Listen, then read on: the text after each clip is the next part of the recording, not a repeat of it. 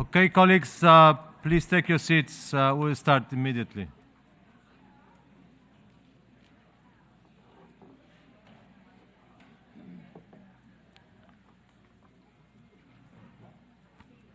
Okay, well, welcome everybody. The fourth meeting of the 63rd session of the Commission for Social Development is called to order. I invite the Commission to continue its considerations of the agenda item 3A, entitled Priority Theme, Strengthening Solidarity, Social Inclusion and Social Cohesion to accelerate the delivery of the commitments of the Copenhagen Declaration on Social Development and Programme of Action of the World Summit for Social Development, as well as the implementation of the 2030 Agenda for Sustainable Development, in order to hold a ministerial forum on the topic, strengthening solidarity and social cohesion. It is my distinct pleasure to welcome you all to this ministerial forum of the 61st session of the Commission for Social Development. Let me, on behalf of the Bureau, thank the honourable ministers for accepting our invitation to join us today. Progress towards the eradication of poverty has lately stalled. Income and wealth inequality remain at persistently high levels, and decent work is in a short supply.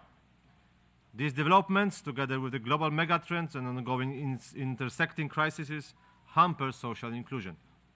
Governments need to tackle these challenges, but trust in them is in decline in many countries, weakening social cohesion and limiting the effectiveness of the social policies. Key to addressing these challenges is strengthening solidarity and social cohesion. Governments can promote social cohesion by advancing social inclusion. It's most important component. It requires an integrated policy strategy that addresses social policy gaps and promotes inclusive, transparent and accountable governance. Inclusion supports greater trust in government, leading to greater effectiveness of public policies. Alongside measures to promote a healthy information environment and combat mis- and disinformation, citizen participation can boost trust in governments and consequently social cohesion. In this forum, we will hear from ministers on their experiences, lessons learned and policies recommendations to strengthen social cohesion and solidarity to achieve social development goals. The speakers will first discuss how to strengthen social cohesion and solidarity at national and local levels. Secondly, inform us of actions and policies they have taken in a context of overlapping crises to regain momentum towards poverty eradication, social inclusion and decent work. And finally, share with us some good practices for promoting solidarity, participation and transparency in policy making to increase trust in governments. I'm pleased to welcome the distinguished panelists of our ministerial forum. It happens to be that on the podium we got the 4 brave women to join us and 1 man from the online connection. So welcome, ladies. And firstly, Her Excellency Kaisa Juuso, Minister of Social Affairs and Health of Finland. Welcome. Secondly, Her Excellency Camilla Waltersson Grönvall, Minister for Social Services of Sweden. Welcome, Madam. Thirdly, Her Excellency Betty Amongi Ongom, Minister of Gender, Labour and Social Development of Uganda. Good to see you. And fourthly, Her Excellency Maria Luz Ramirez Coronado, Vice Minister for Foreign Affairs of Guatemala. Welcome. And then His Excellency Mahdi Mohamed Jama, Director General of the Social Development Agency of Djibouti, who is joining us via virtual connection later. So I look forward to the productive and interesting exchange of views. Before giving floor to our distinguished panelists, I wish to remind panelists to please keep with the allocated time limit of 10 minutes, which is, I believe, just good time to express yourself. And delegations to please keep within the 3-minute time limit or less during the interactive discussions that will follow the panel. I thank the participants in advance for their cooperation. At this time, I would like to invite participants wishing to make comments and pose questions to the panelists to press the microphone button on their console, so we got the list in advance. So the floor is open for your wishes to participate. And now, without further ado, I give the floor to Her Excellency Kaisa Juuso, Minister of Social Affairs and Health of Finland. Madam, the floor is yours. Honorable Chair, Your Excellencies, Ladies and gentlemen, society's resilience to challenges and crises heavily relies on social cohesion and trust. Universal social protection, covering also health services, long-term care and education, enhances stability and security. The upcoming World Social Summit is an opportunity to renew the social contract. It should be based on human rights and freedoms, including the ILO's principles and rights at work. The recently adopted Pact for the Future is a key milestone for a stronger multilateral system that leaves no one behind. The aspect of social cohesion is also strongly present there.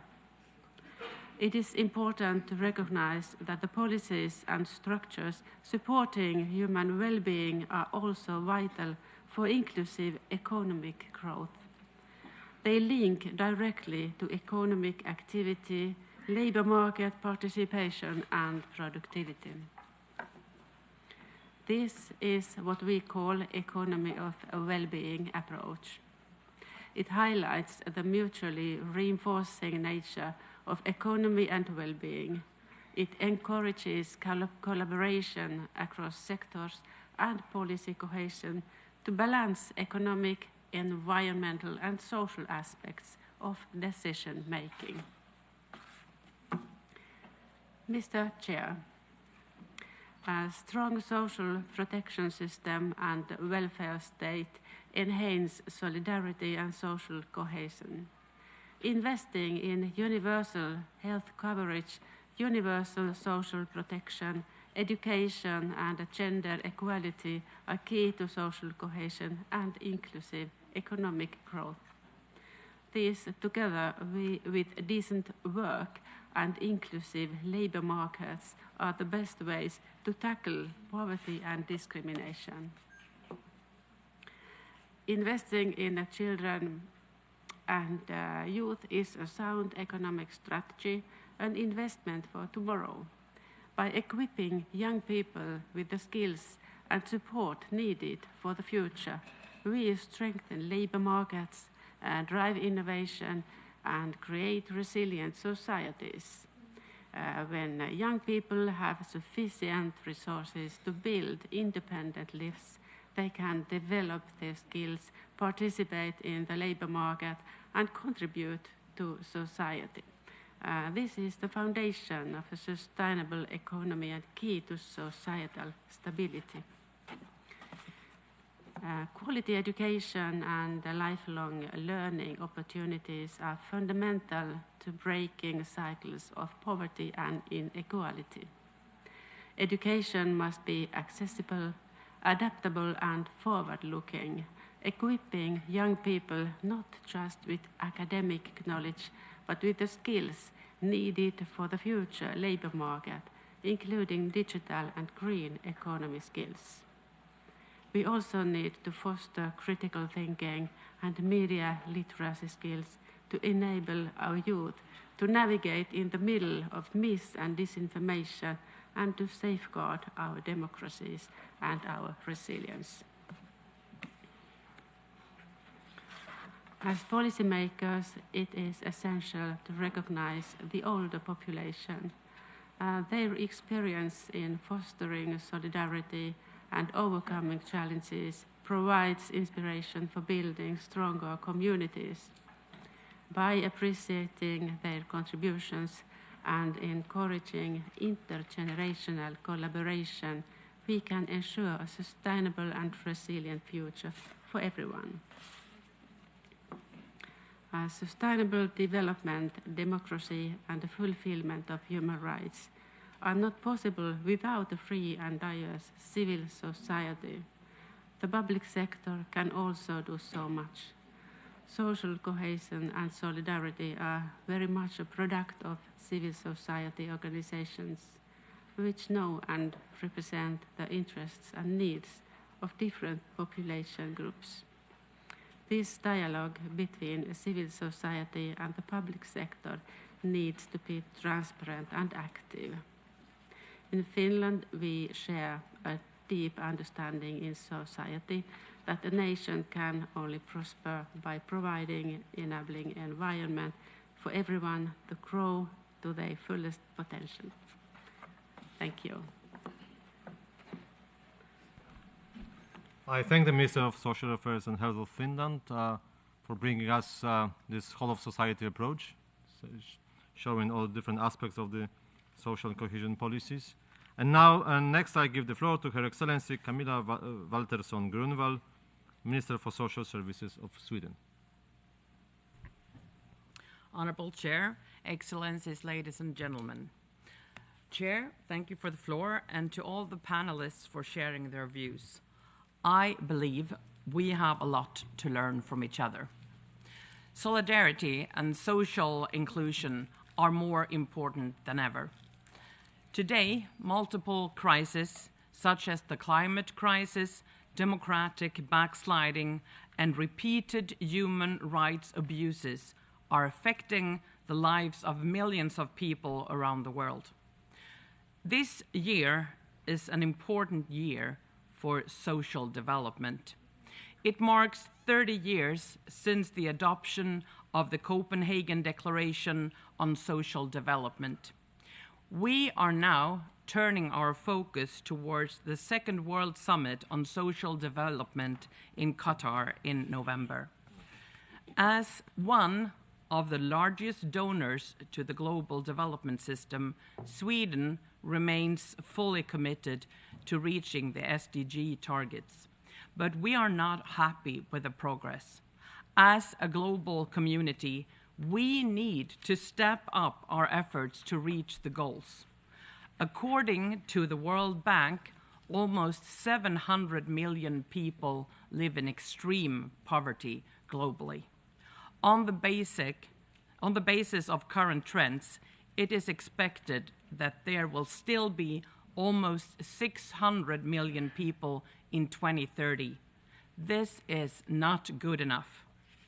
We all need to work hard to ensure sound and inclusive social protection systems.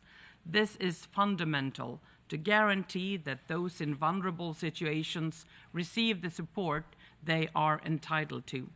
We need social protection systems and social services which leave no one behind. In Sweden, I am glad to share with you that we have adopted the most important social policy reform in Sweden in decades, namely a large reform on the Social Services Act. This is an important step for us to enhance social inclusion and social development. One key point to make social services better is to focus on preventative work such as enhanced early intervention. Early intervention should work as a tool to support families and individuals at an earlier stage to prevent social issues from escalating. To promote social development, we need to focus on equality and gender equality. The situation for persons with disabilities is of utmost importance. We know that persons with disabilities often live in vulnerable situations and face multiple barriers such as discrimination, lack of accessibility, and a lack of participation in and influence on society. We must therefore take all appropriate measures to make sure persons with disabilities are included. We are working hard in Sweden to ensure an accessible society for all. An important part is our strategy for systematic monitoring of disability policy, which allows us to track development and assess if measures taken contribute to the implementation of the CRPD. Furthermore, Sweden is a long-standing champion for gender equality. Gender equality is both a human right and a key driver of inclusive growth and social development. More gender equal economies also tend to be more prosperous economies. We need to keep emphasizing that striving towards gender equal societies is not only the right way to go, it is also the smart way to go. Furthermore, the best interest of the child should always be the primary concern. Evidence suggests that there is a correlation between children growing up in circumstances of poverty and deprivation and increased risks in terms of worse physical and mental health, worse educational achievement, and lower participation in society. Breaking negative cycles of social marginalization is therefore essential. To break these cycles, early intervention is key, and I wish to emphasize the importance of parental support. Families and parents might be the most important tool to prevent children from ending up in negative patterns. To conclude, in November, I co-hosted a global conference in Colombia on ending violence against children. One very important takeaway for me was how much we can learn from each other in order to move forward. So let's keep sharing experiences and knowledge in order to progress on social inclusion and social development. Thank you. I thank the Minister for Social Services of Sweden for highlighting many important aspects like social cohesion, social development, preventing mechanisms, vulnerable groups, gender equality, and child rights. That was very important, and thank you for mentioning that. I just keep reminding the delegations that if you want to request the right to speak in the following discussion, please notify it right now, because the floor is open for you as well. Great. So now I give the floor to Her Excellency Betty Amongi Ongom, Minister of Gender, Labour and Social Development of Uganda. Thank you, Mr. Chair. Excellencies, I want to thank you for giving Uganda this opportunity to share our experience. As we sit here today, many societies are facing negative social conditions with widening disparities and marginalization of vulnerable groups and communities. In 1995, the World Summit for Social Development affirmed that social integration was one of the key goals of social development that would create a society for all. Social integration was identified as an important determinant of and was significantly affected by poverty and unemployment. And yet 15 years after, the summit failure to achieve its agenda of social integration has led to social fragmentation, polarization, widening disparities and inequalities, limited economic transformation, increase in migration, especially in African countries, to look for jobs abroad, and major dislocation of population, causing refugee crisis and high poverty. Since then, the UN has designed programs of action and policy commitments for advancing community development goals, such as the MDGs, which presented poverty eradication as a major vehicle for advancing development. At the International Labour Organization, achieving full and productive employment as well as decent work for all was added as another social inclusion priorities. The summit underscored the need and commitments to implement programs which focus on inclusive agenda to ensure equality of opportunities regardless of origin, race, gender, generation, geographical location. National governments were tasked to drive the agenda of action at local levels. In Uganda, our policy, legal and regulatory, plus institutional framework has enabled us to achieve the goal of social inclusion. We have prioritized health, education, and microfinance and macroeconomic measures to stimulate growth which has led to absorption of unemployed youth in the private sector, attracting investors through prudent economic and investment policies that have spurred direct foreign investment, stimulating our GDP growth, employment opportunities, poverty reduction, and social inclusion. Through a multidimensional approach, we have reformed our labor laws, attracted investment by private sector in social protection areas like health insurance policy. They are also supporting implementing lending and saving to vulnerable groups, particularly partnering with financial institutions to offer affordable financial services to women, youth, persons with disability, older persons, refugees, and the rural poor. We have provided affordable access to public service like water, the institution to dispense justice like the police. We have decentralized court sessions to rural areas. We are offering online services with cheap internet and technology that has supported the rural poor to access many services online. We have provided grants and cash transfer to the vulnerable communities through programs like social assistance grants for empowerment, the grants for persons with disability and older persons, grants for women and youth. We have initiated free skilling targeting the poor who are supported by equipment after training to start their own businesses. We have constructed markets in urban areas and allocated free business stalls in markets for women and youth to enable them conduct their businesses, and we have supported establishment of common user facilities that are being used for free to support women and youth to incubate their businesses.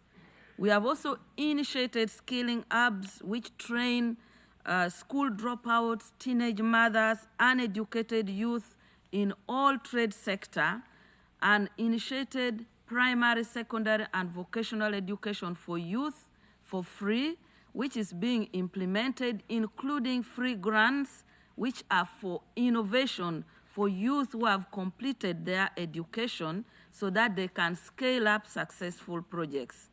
Macroeconomic policy have been anchored around creation of jobs for youth in all sectors and provision of free social services to address violence against women and children. On persons with disability, we have enacted the Persons with Disability Act of 2020, which we reviewed the one of 2006. This act provides protection of rights of persons with disability in political, economic, and social life. We have entrenched affirmative action where 5 seats are reserved for special interest group, that is persons with disability, women, youth, older persons, and workers who have reserved seats in parliament, where in Uganda we have 48% of representatives are women in parliament. From the village level to the national level, we have election for special interest group to inform democratic dispensation and participation at a local level. We have also ensured that we work on issues of children, where together with UNICEF and UK government, we have developed a special grant for children with severe disability to support parents and caregivers of such children with monthly allowances for their health care, feeding, transport to school, and assistive devices. The National Youth Council has been established where the youth are represented in parliament, but also the secretariat is able to establish empowerment projects. At the moment, we are running the Youth Livelihood Project, which is giving loans to youth at 6% per annum, the Youth Venture Capital Fund, which is supporting also at urban areas with 10% per annum, and a rural project called Parish Development Model, lending for youth in agriculture at 6% per annum. We have also established the Small and Medium Enterprises Recovery Fund for small businesses for vulnerable communities post-COVID. For women, we believe that women entrepreneurship development requires economic, political, social, and cultural context that recognizes the important role women play in society. For that, we have diversified support to women, which enable them have tailored financial and business development services, market opportunities, and we have several programs supporting women businesses like Uganda Women's Entrepreneurship Fund. And post-COVID, together with the World Bank, we are running a grant which is called Generating Growth, Productivity, and Opportunities for Women Entrepreneurship. It's a $217 million grant from the World Bank. We have other socioeconomic projects being implemented with target gender-based violence, free legal services for women, and other social entrepreneurship. We have also targeted issues around environment and issues around agriculture, where we are running a project under Ministry of Education called the Green Cooking Solar Power Stove, which is supporting women with stove that is for cooking, and it is a green economy. Excellency, we have the Equal Opportunities Commission, which undertakes assessment of all the budgets of government at local level and national level. That ensures that it ensures that the ministerial policies and budgets of governments respond to social inclusion. And when your budget does not respond to social inclusion, it is not approved because the certificate is not issued. Therefore, Uganda continues to work through its National Development Plan and other social protection programming of National Social Protection Policy to anchor social protection. The importance, therefore, of the forthcoming World Social Summit development challenges are global challenges.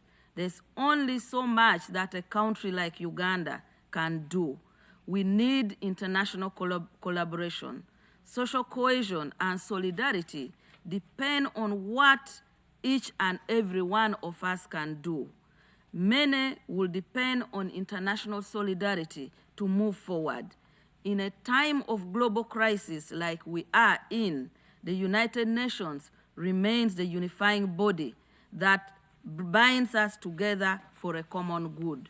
Uganda is looking forward to a strong, ambitious outcome to the World Social Summit that will spur development and cohesion.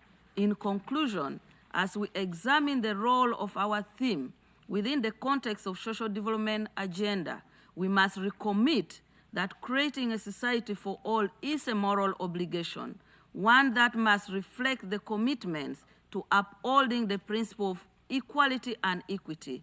We should work to eliminate disparities based on unequal distribution of wealth, inequality, and social disintegration.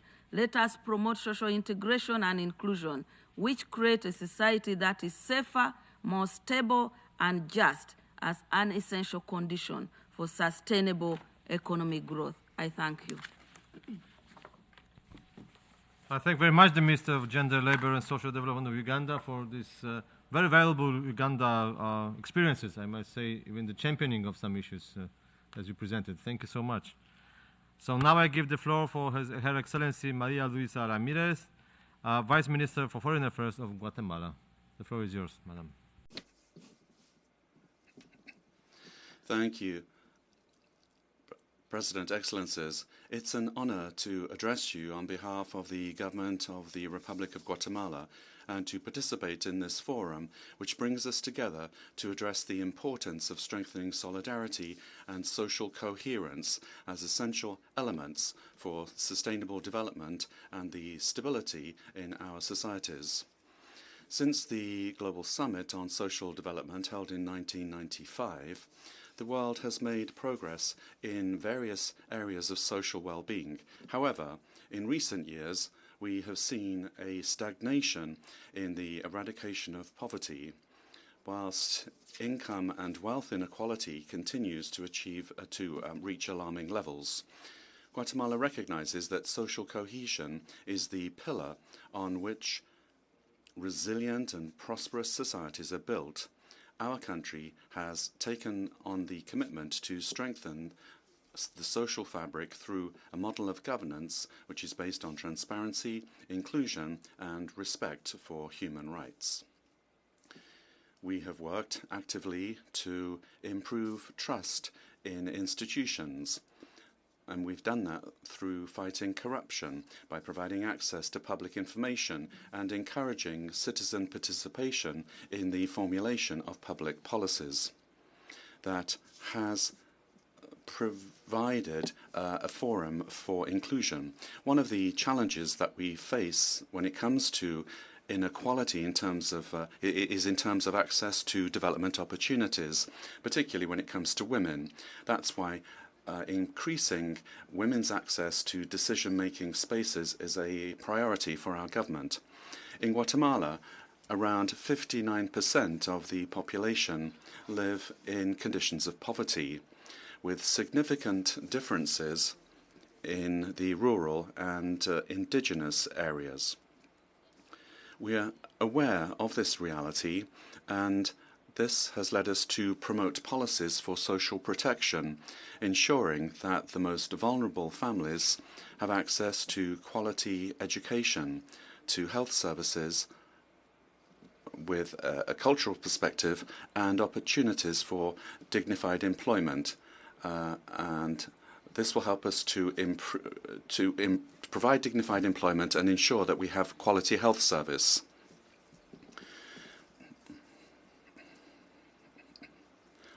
We need to concentrate on these areas, which is very important to prevent everyone having to leave rural areas to go to urban areas.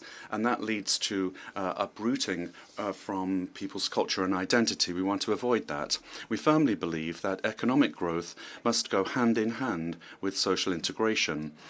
That is why Guatemala promotes a safe environment for investment and for entrepreneurship. It's important that we generate that trust for investment so that there is stability within our region, particularly when it comes to key sectors such as sustainable agriculture and the digitalization of services. And in order to do that, we also understand that we need to do our preparations. This year, we created a fund of more than $30 million to provide for special grants to young people that have not had access to higher education in the most excluded areas of our country. In this multilateral environment, it's important to understand that social cohesion cannot be constructed in an isolated way. It's through open dialogue and through international cooperation, which is very decisive for us to be able to make the most of international cooperation to provide sustainable solutions that can be replicated globally. We reiterate our commitment to the principles of the 2030 Agenda and our commitment to having comprehensive public policy which is transparent and which is people-centered. The second Global Summit on Social Development gives us an unparalleled opportunity to reaffirm our wish to build societies that are more fair and more resilient. Guatemala would call for a renewed commitment for us to consolidate social cohesion as the pillar on which collective well-being is built. We continue to build a future where solidarity will be the basis for our actions and where development will not be a privilege of the few, but much rather a right that is guaranteed to everyone. Thank you very much. I thank the Vice Minister for Foreign Affairs of Guatemala for highlighting that development is not for a few but for all. And now I give the floor to His Excellency Mahdi Mohammed Jama, Director General of the Social Development Agency of Djibouti, who joins us online. I understand.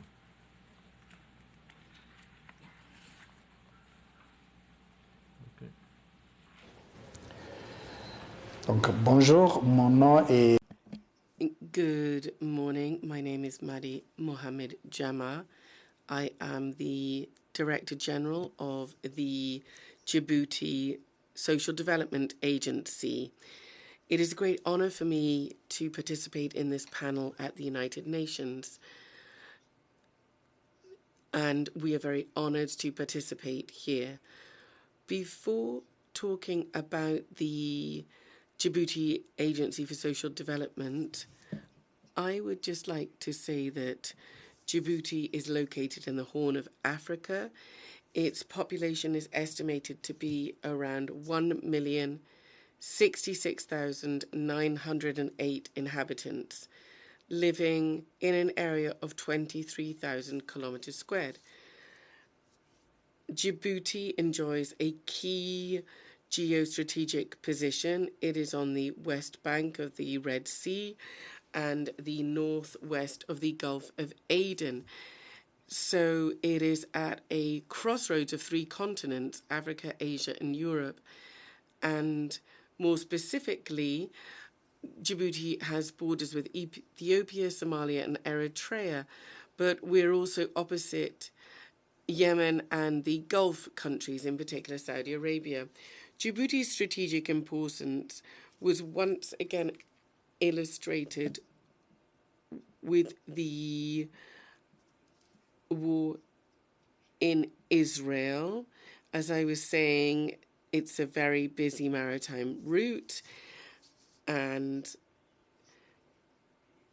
it is a semi-arid country characterized by irregular rainfall. Our country is very vulnerable to severe weather systems, and also there's a severe level of high desertification. So all of this has led to a lot of internally displaced persons, and this is also having an impact on Djibouti and its people. So in this context, Djibouti has adopted its vision, the Djibouti Vision 2035, and its top priority is to develop human capital to combat poverty as well. But our agency's mandate also includes combating poverty, building social infrastructure between the towns and cities and rural areas. What is crucial for us is peace, unity, and solidarity. And our vision really focuses a great deal on inclusion, connection, and building and strengthening institutions. This is very important. This vision looks at levers for growth with a focus on equity and redistribution, and also redistributing the fruit of wealth, but also social inclusion. In terms of economic growth, our economic growth was 4.8% in between 2000 and 2010, then 6% between 2011 and 2021, and then 6.7% in 2023.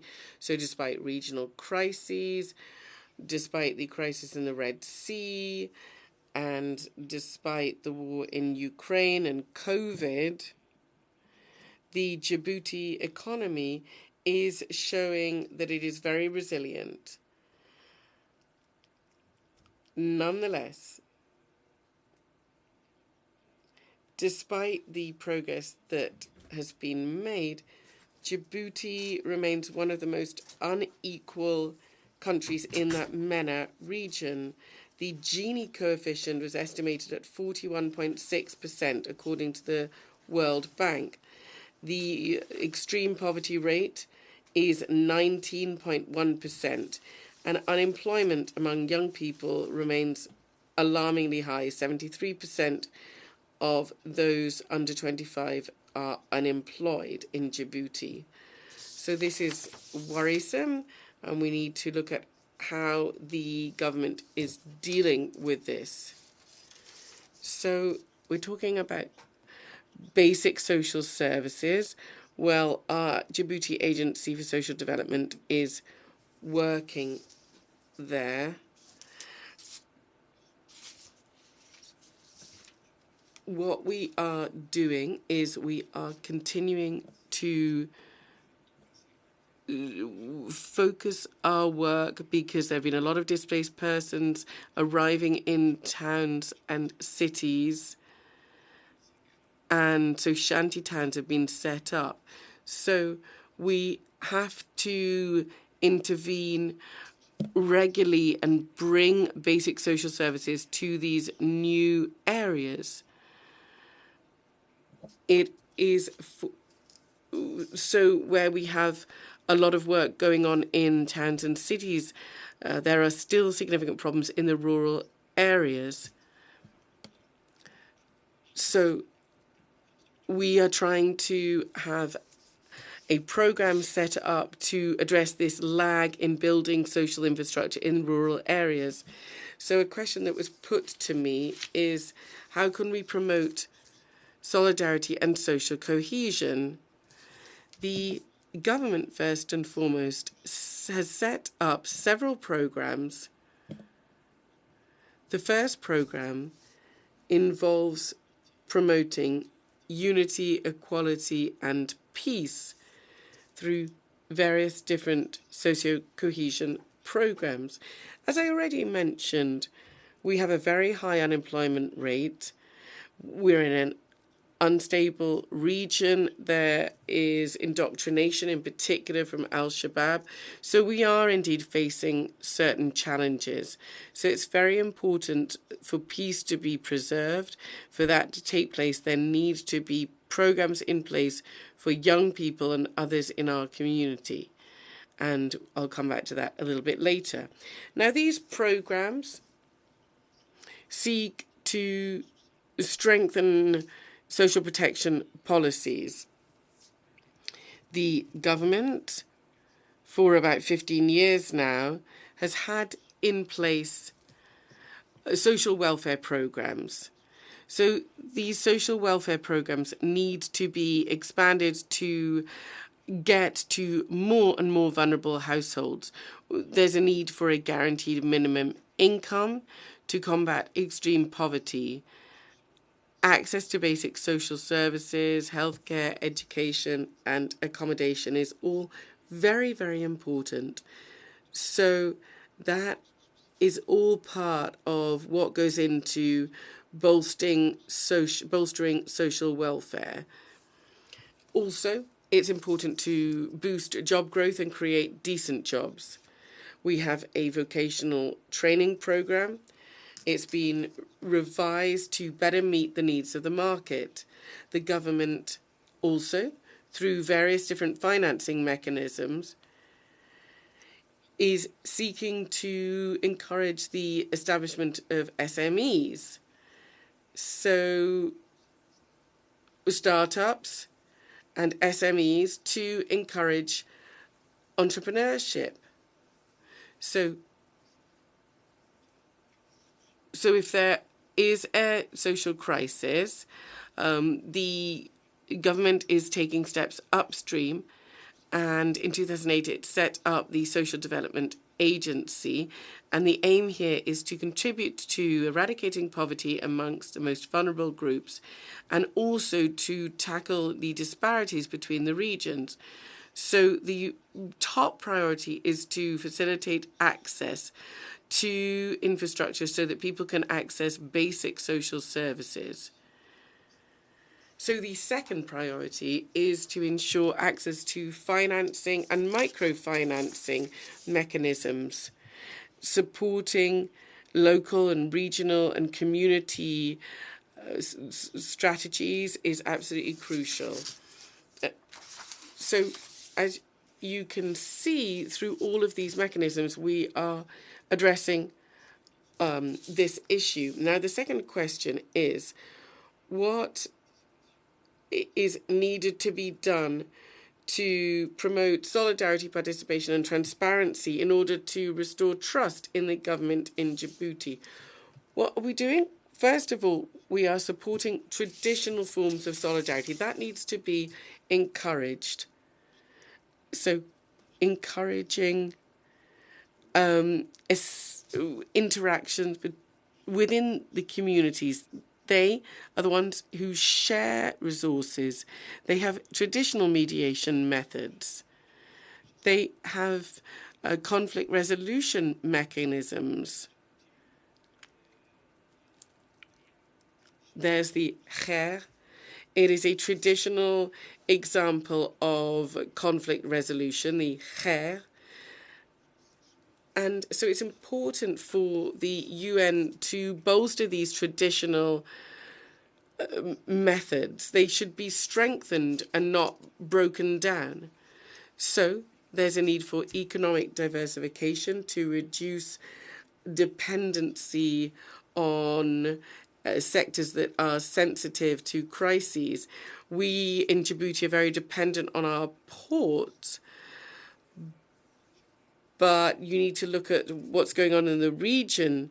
For example, the recent crisis in the Red Sea meant that our ports were affected. So there's a need to diversify, and the government in its strategy is seeking to make Djibouti into a financial hub, but a regional connectivity hub as well. We've got 9 submarine international cables that will be crucial.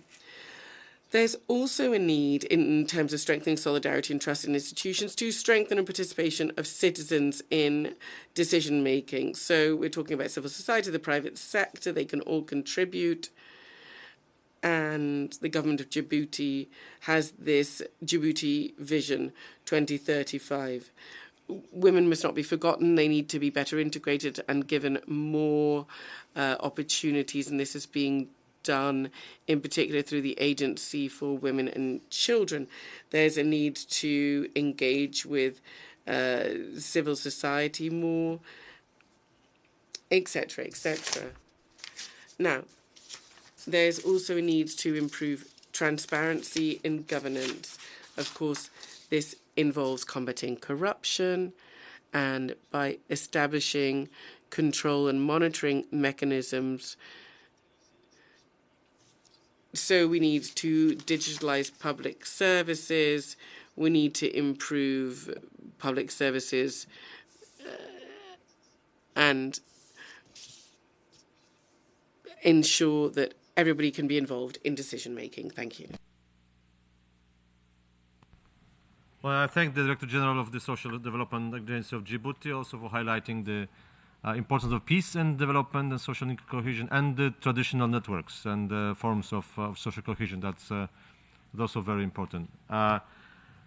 We thank you. That we heard the last of the speaker in the panel. So now I open the floor for comments and questions from our distinguished panel to our distinguished panelists from the audience, from participants of the session. We got the list of the speakers. So the first I invite to speak and give the floor to His Excellency Adil Çalışkan, the Deputy Minister of Family and Social Support of Turkey. Excellency, the floor is yours. Esteemed ministers, distinguished delegates, today we face global challenges that increase inequality, reduce trust in institutions, and weaken social bonds. Economic gaps, population change, digital growth, and climate change continue to challenge our society's resilience.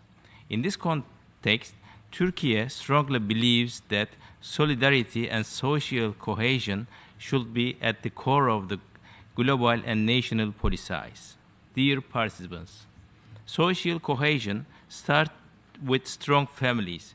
Turkey sees the family as the foundation of society, shaping individuals' values, responsibilities, and their ability to contribute their commitments.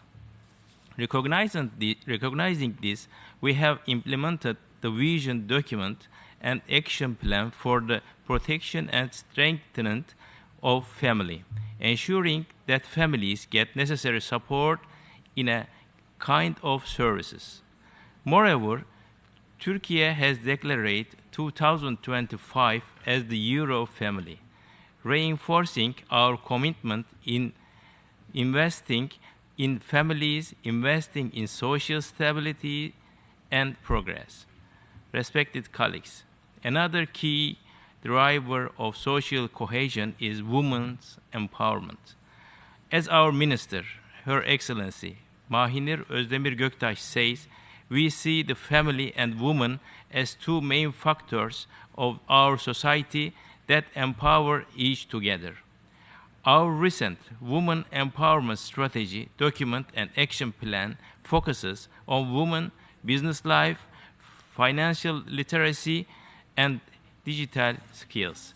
We believe that women's empowerment is one of the strongest levers for creating inclusive and resilient societies. Distinguished delegates, empowering social cohesion requires inclusive governance, transparent policies, and strong international collaboration. As we approach the Doha Summit, we all must promote family-centered policies that better social bonds and intergenerational solidarity, ensure groups in need have some opportunities in all areas of life with others. Foster trust in institutions through broad-on transparent governance. Turkey is committed to working with all partners to promote global social development. By strengthening social bonds, ensuring fairness, and supporting inclusive growth, we can create a future where everyone includes. Thank you. I thank the Minister Çalışkan for his intervention, highlighting the role of families and empowerment of women. And now I give the floor to His Excellency Ricardo Landero Miranda, the Vice Minister for Social Development of Panama, to be followed by Chile. Muy buenos días. A very good morning to you, ladies and gentlemen.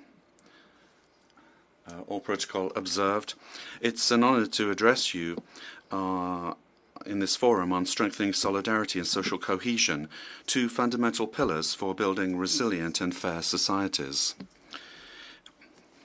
In the Social Development Ministry of Panama, we have learned valuable lessons in building institutions for collective well-being. Particularly with regard to conditional monetary transfers, these have shown that social investment not only reduces poverty, but also it strengthens social fabric. In a context of overlapping crises, from the economic impacts of the pandemic to the challenges of climate change, it's fundamental to redouble our efforts to protect the most vulnerable. The Strategic Government Plan 2025-2029, of which I am a part, is a roadmap for strengthening social inclusion and decent work, concentrating on indigenous peoples and young people. Transparency and accountability are key to building trust. In Panama, we have an inclusive social government where communities do not just benefit from public policies, but where they are also protagonists in their design and implementation. Also promote public-private alliances and international cooperation, working with agencies such as the UNDP and the United Nations. In conclusion, we need to strengthen solidarity and social cohesion. And this requires inclusive public policies, a robust social protection system, and an active citizenry. In Panama, we are committed to this path. As the Secretary General of the United Nations said, Antonio Guterres, Solidarity is not an act of charity, much rather a way of recognizing our common humanity. Thank you very much. Muchas gracias. I thank His Excellency Minister Landero Miranda for also highlighting the public-private partnerships in a way for social development and cohesion. Now I give the floor to the representative of Chile, to be followed by the Philippines. Señor Presidente. Chair, members of delegations here present, I'm Francisca Gallego, Vice Minister for Social Affairs of Chile. On behalf of our government, I'd like to take this opportunity to thank you for participating in this debate so that we can learn about social solidarity and social cohesion, essential for the development of our societies. And I very much thank the panel led by several women, and I'd like to stress the relevance that you have stressed with regard to early action. In Chile, we've made progress on social development through various strategies that aim to reduce inequality and promote community inclusion. A proof of this are our social development funds and the national programs.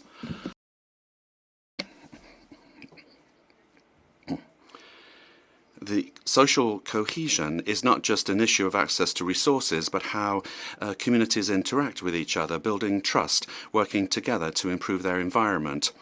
I've mentioned funds and solidarity and programs implemented at the local action. This strengthens the vulnerable communities. Organizations that help to distribute food, for example. These programs have shown that social cohesion is built across the country, locally, in other words, where working together with institutions, communities, and organizations is key to effective solidarity. Another important aspect is recognizing care as an essential part of social well-being and social protection. Since 2022, Chile has made progress in building the national system Chile Cares. This includes this ensures that care does not fall entirely on the shoulders of women in families. We adopt an intergenerational approach in order to act early to help everyone. As part of this system, we've had several programs, community centers, for example, for providing support to those that need care.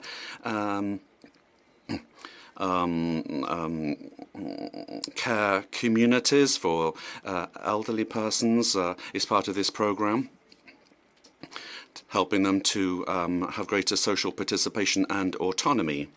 This has helped us to build communities that strengthen solidarity and inclusion, recognizing the work, the importance of care work in building a fairer society. Although every country faces their own challenges, social cohesion and solidarity must be addressed as cross-cutting issues when we're designing public policy. In Chile, we've been able to learn from our experience, and we've been able to institutionalize social care using indicators that help us to assess the impact, ensuring everybody has fair access to essential services, increasing trust in institutions through greater transparency and citizen participation, promoting the social economy and community networks are essential. Strengthening infrastructure is also very important, such as community centers. Ladies and gentlemen, in a global context of social challenges and ever more politically complicated situations, multilateralism is so important for our collective action. Chile wants to build fairer and more just societies. We're committed to that. And we would like to make available our experience to other countries so that we can together move towards this goal. Leave no one behind, but nobody has to do it on their own either. Thank you very much. Muchas gracias. Thank you. We just heard Her Excellency Francisca Gallegos, Deputy Secretary of Social Services of Chile. Thank you very much for your intervention. And now I give the floor to Her Excellency Monina Josefina Romualdez, Undersecretary of Operations Group, Department of Social Welfare and Development of Philippines. The floor is yours, Madam. Excellencies, for the Philippines, solidarity and social cohesion are deeply rooted in our history and culture. Divided by the spirit of bayanihan, the Filipino tradition of mutual cooperation, we have consistently come together as a nation to overcome adversities and build stronger communities. However, the challenges of poverty, inequality, and natural disasters have tested the very fabric of our solidarity. The Philippines, an archipelago of 7,641 islands, is a vibrant tapestry woven from diverse ethnicities, languages, and religions. This diversity, while a source of strength and cultural richness, can also be a potential fault line if not carefully nurtured and managed.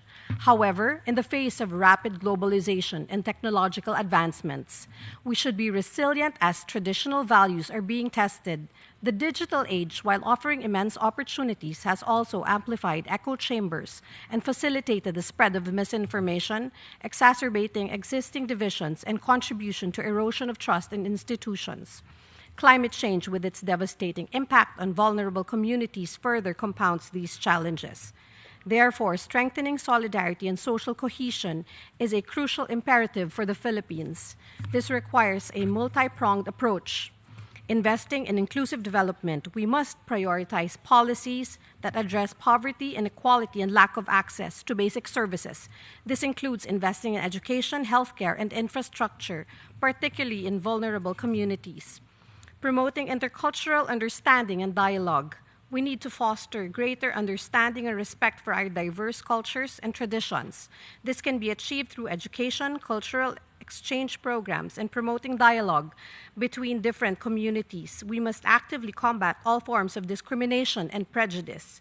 Strengthening democratic institutions and good governance. Trust in government is essential for social cohesion. We must ensure that our institutions are transparent, accountable, and responsive to the needs of the people. We must promote good governance and combat corruption, which erodes public trust and fuels social unrest.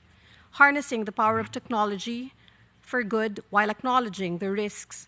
We must also recognize the potential of technology to connect people, facilitate dialogue, and promote social inclusion. We can use technology to amplify positive narratives, combat misinformation, and empower marginalized communities. Empowering local communities and promoting participatory governance, social cohesion is built from the ground up. We must empower local communities to identify their own needs and solutions and ensure their voices are heard in decision-making processes. Participatory governance is key to building trust and fostering a sense of ownership. While national efforts are critical, the Philippines believes strengthening solidarity and social cohesion requires a collective global effort. The challenges we face, whether climate change, pandemics, or inequality, transcend borders. To address these effectively, we must strengthen international partnerships, share best practices, and ensure that multilateral platforms are leveraged to their fullest potential. As we look toward the future, the Philippines reaffirms its commitment to fostering solidarity at home and contributing to collective efforts on the global stage. We call on all nations to join us in building a world where compassion, equity, and inclusivity form the foundation of our progress. Thank you, and may our collective efforts bring about a more just, inclusive, and cohesive world for all. I thank Minister Romualdez for her intervention, also highlighting the bottom-up approach, which was very important. So now I give the floor to the representative of Cuba, followed by the Islamic Republic of Iran. Muchas gracias, señor. Thank you very much, Chair. We very much welcome the subject of this theme, and we are very glad to see that there are so many ministers and vice ministers. Social cohesion is a policy of state of the Cuban government. The Constitution of the Republic in Article 1 refers to solidarity and equality as two essential pillars on which the socialist state of justice is built. In Cuba, everyone is equal before the law. They receive the same protection and treatment by authorities, and they enjoy the same rights, freedoms, and opportunities without any discrimination on the basis of gender, sexual orientation, gender identity, or any other condition or personal circumstance which would suggest that there is a distinction when it comes to human dignity. Any transgression of this law is punished. The government works tirelessly to create conditions that will contribute to social cohesion of our peoples as a way to contribute to their well-being and the development of the country. Although the daily challenges faced by our people are enormous, a result of a policy of maximum pressure of the United States, Cuba continues to work to achieve social development that will ensure individual and collective development of our people. And this helps us to create greater levels of equity and social justice and ensure equal rights for everyone. Solidarity, international solidarity, is a right of peoples and individuals. It helps to implement other human rights, and at the same time, it's a necessity in an interconnected world.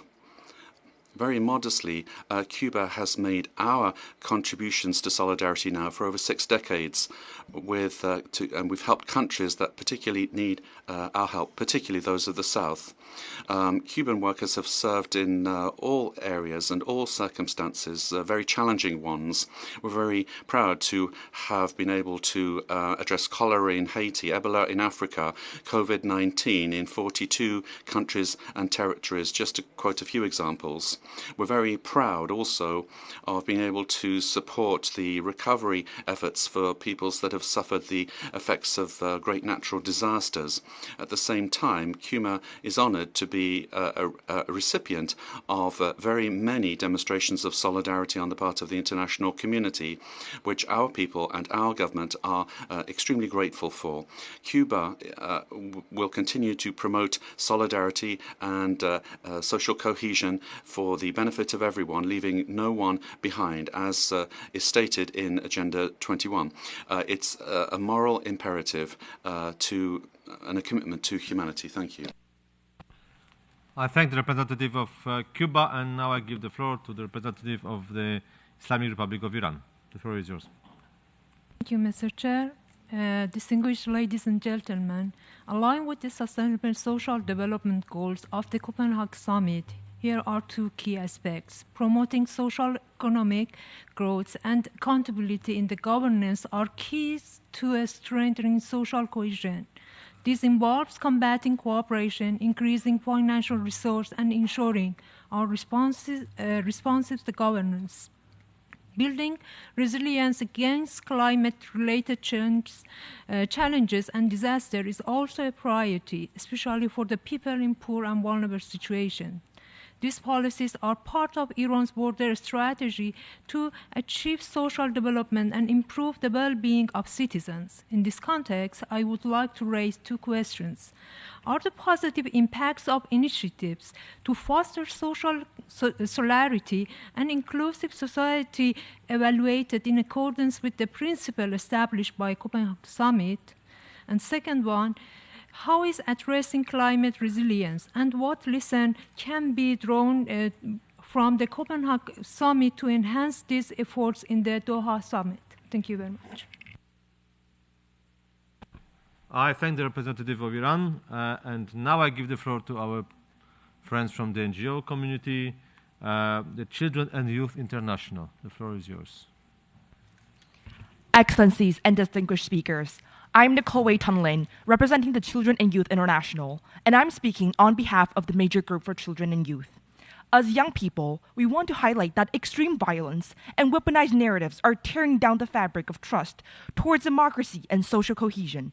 Commitment 5, paragraph H, emphasized the need to take effective measures through the enforcement of laws and implement policies to combat all forms of discrimination, exploitation, abuse, and violence against women and children. However, over 600 million women and youth in post-conflict societies are still facing injustices on all levels, bearing the aftermath of institutional fragmentations and the failures of the global north to uphold the process of implementation of rule of law.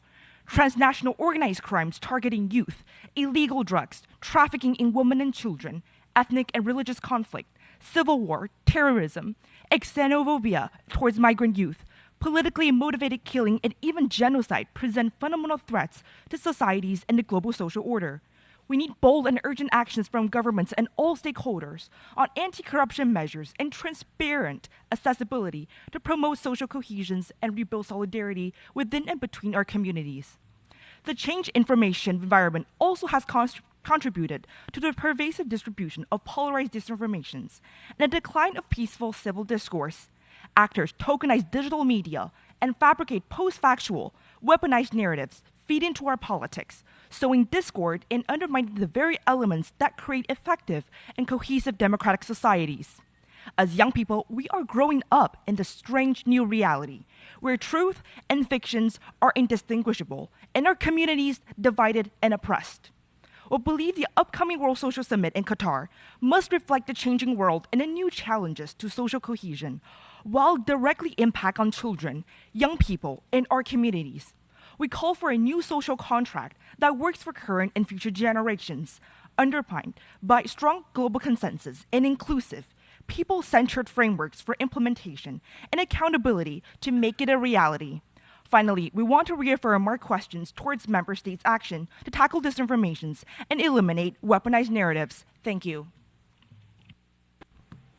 I thank the representative of the Children and Youth International, and that was the last speaker on my list. So we are perfectly on time.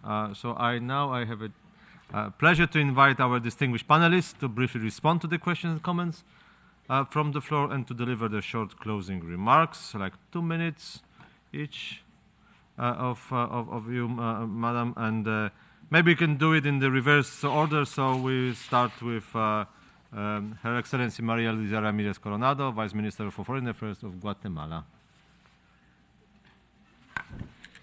Muchísimas gracias. Thank you very much.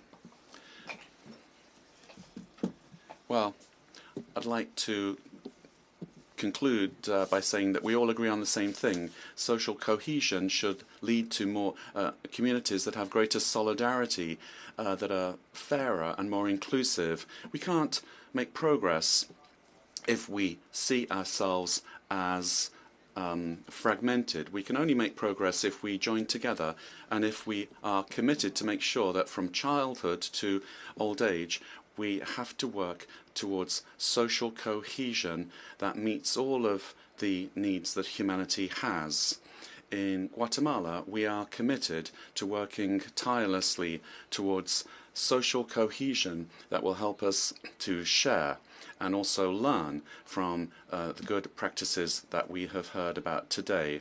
And I'd like to refer a little to something that the NGOs refer to. We have to be committed to stop violence, particularly violence against women, because women play a fundamental role in the family. We have to women are so important when it comes to educating new citizens for the world. Thank you. If our distinguished minister from Djibouti is still online, and can you hear us? Then I also, of course, I will ask you to make your final comment. Mr. Director General Jama, are you here with us still? Oh yeah, you are. We can't hear you. We see you, but you can't hear you.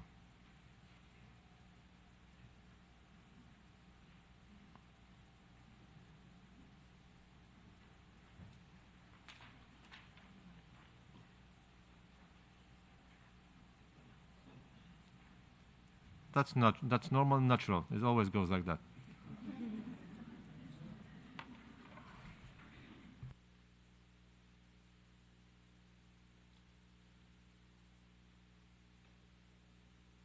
You hear me? Now it's perfect. Yes, please. Your final comment and Et vous?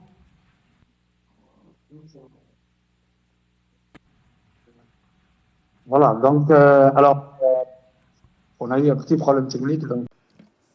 The interpreter would like to say the sound is very poor. She will do her best. So we've had some technical problems. Thank you, Mr. Chair. Indeed, for Djibouti, we have a social welfare policy in place.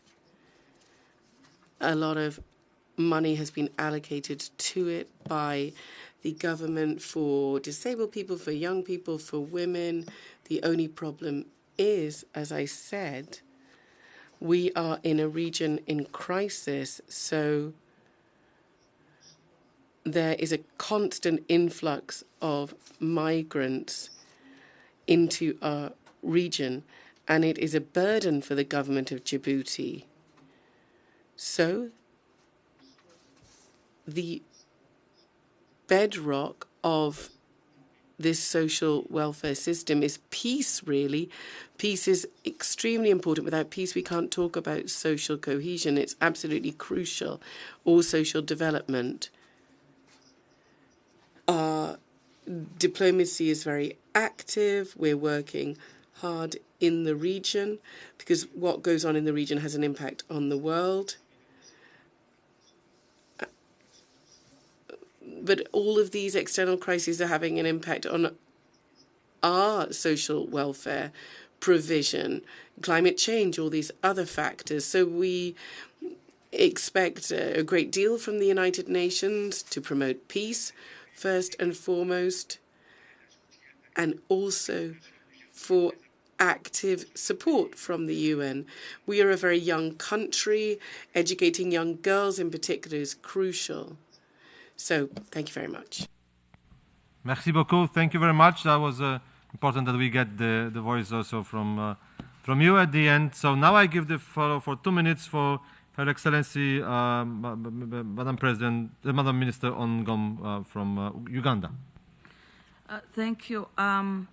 Listening from the floor, it is important to note that there are universal challenges that have been articulated: poverty, inequality, natural disasters, issues around financing, which is very important, especially for developing countries, the impact of climate change, technological advancements are some of the issues that cuts across globally as challenges that remains. Also the need for national and local frameworks to address is vital to domesticate the commitments that we continue to make in the global arena. I also note that many countries have articulated the need for legal, policy, institutional and regulatory frameworks to anchor both implementation but also domestication of the commitments. Monitoring and evaluation, which is very important in strengthening our commitments at national level and ensuring that our development framework at our governments facilitate the implementation of the commitment. So we look forward to the Doha World Summit to present clear evaluation framework, but also to receive from state parties commitments and what needs to be done as Doha presents an opportunity for a new ambitious plan for social inclusion.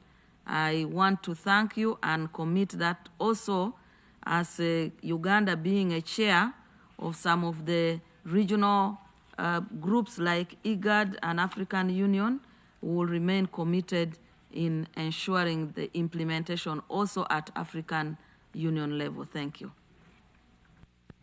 Thank you so much for your comment and for being with us, Madam Minister. And before I give the floor to the next panelist, we have the request that came just right when we were closing the list from the European Union. So I give you the floor for a short intervention, like 1 minute, please. Very much, Chair, for giving the floor on behalf of the European Union. Fostering social inclusion, addressing multidimensional inequalities, and combating poverty in all its forms have become ever more important as core values of the European way of life and the European social model. Promotion of social justice is not only one of the key objectives of the European Union, but there is also an economic rationale to tackling structural inequalities. High income inequality tends to drag down GDP growth and undermine the ability of a large part of the population to invest in education, training, skills, and to contribute. We are committed in the European Union to reducing the number of people at risk of poverty or social exclusion in the EU by at least 15 million by 2030, out of which at least 5 million of children.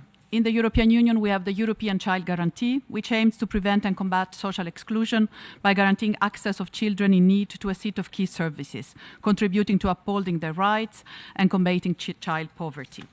We also have instruments for strengthening participation and inclusion of young persons into the labor market, such as the Youth Guarantee Scheme, which helps the, young people to continue training, apprenticeship, and to get into employment. Education, we agree, is a global public good and a fundamental right that serves to raise individuals and societies from poverty, address disparities, and promote sustainable development. Finally, we also agree that it is crucial to ensure a fair and just transition to a sustainable green and digital economy that promotes social inclusion and social justice and provide fair opportunities for all workers. And in this regard, social protection systems are central to fostering a just transition. Thank you very much. I thank the representative of the European Union, and now we are coming back to the panelists, and I give the floor to Her Excellency Minister Waltersson Grunwald from Sweden. The floor is yours. Thank you very much, Chair. And I would like to thank all speakers from all nations and the speaker from the NGO, which I will get back to, for your comments and reflections on this important topic. I would like to thank Finland for emphasizing skills. This is most important for all our societies, and I am particularly glad that you mentioned digital skills. This needs to be our focus when discussing social development. In this context, I am glad that the Global Digital Compact was adopted last year. My colleague from Uganda mentioned the importance of involving all levels of society. Indeed, it is key that the national, regional, and local levels cooperate to promote social development. My colleague from Guatemala underscored the importance of international cooperation. International cooperation on social development is very important. We can learn a lot from each other. The summit in Qatar will be key in this regard. Djibouti pointed out the importance of access to infrastructure and access to social protection. Equal access to social protection is crucial for social inclusion. And highlighting and underscoring the speaker from the NGO, social protection systems and social services for all, where early intervention is key, and children are key. It's our human as well as moral obligation to ensure that all children can start and continue their lives without violence and in a secure environment that ensures education and health care of good quality. Social development and social cohesion starts with our children. To conclude, I am pleased that equal opportunities for all, gender equality, and inclusive growth for all were highlighted by many of you. And I look forward to continued discussions in Doha in November. Thank you. I thank Minister Waltersson Grunwald, and the last word belongs to the Minister Kaisa Juuso of Finland. Thank you, Chair. It has been a rich and very interesting discussion. Many concrete policy themes and different policy sectors have been raised.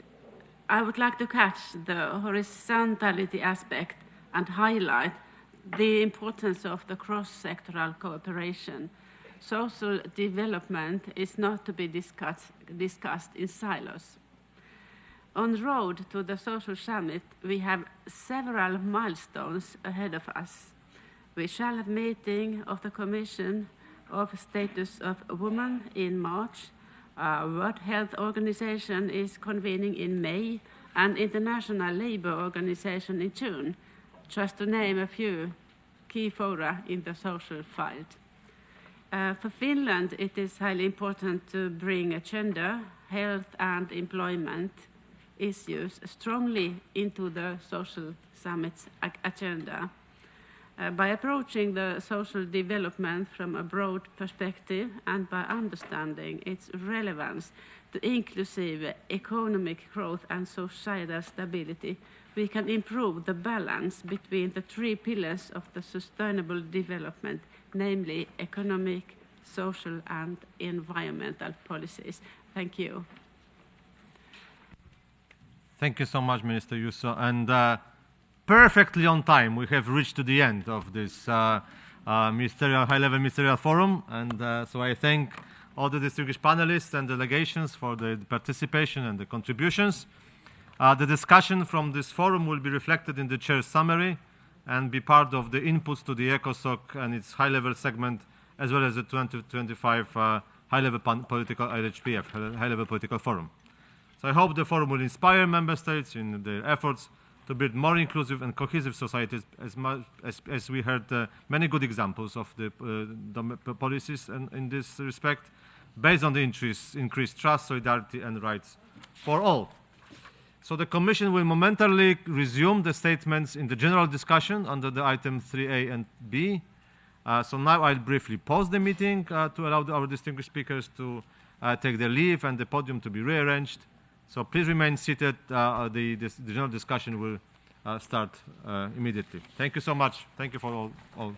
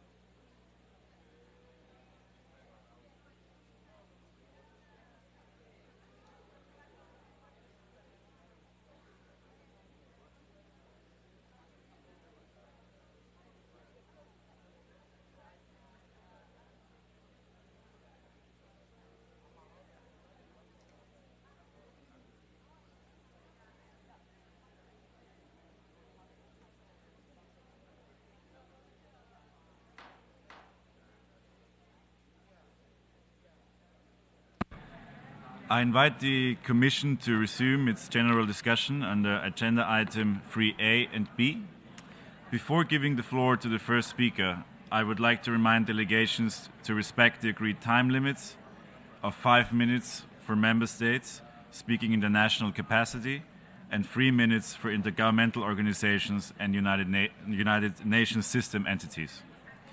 A digital speech timer is visible on the screen to assist the speakers in managing their time. The microphone will be automatically muted when the allotted speaking time has elapsed.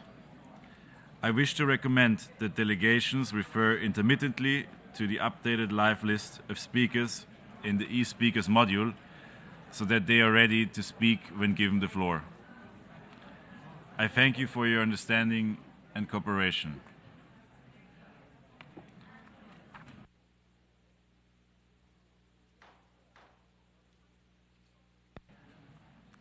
Thank you very much.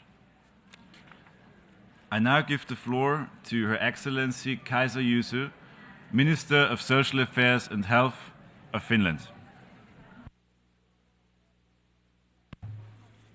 Honorable Chair, dear colleagues, ladies and gentlemen, hello again. It is a great pleasure to address you today on this very important topic. Finland values highly the UN Commission for Social Development as the main global forum to discuss global social development. This year, its role is even more important due to the upcoming Global Summit for Social Development. Finland wants to play an active and constructive role in preparing a very successful social summit. I want to thank Qatar for hosting the summit. You can count on our support. We want to underline the importance of social dimension of the Sustainable Development Goals. The social dimension of sustainable development covers, for example, health, social protection, employment, and rights at work, education, gender equality, and housing. They are key to human well-being, inclusive economic growth, as well as political stability, resilience, and security. Finland stresses the mutually reinforcing aspect of economy and well-being policies. We need to put this economy of well-being approach at the core of the agenda of the Social Summit 2025. People are our most valuable asset. The economy of well-being approach, grounded in sound economic policy, emphasizes investing in effective well-being policies and structures. These investments support economic growth, societal stability, and prevent future social and health-related costs. In Finland, we have historically emphasized social innovations that create structures enabling everyone to live with dignity and achieve their potential in society and the economy.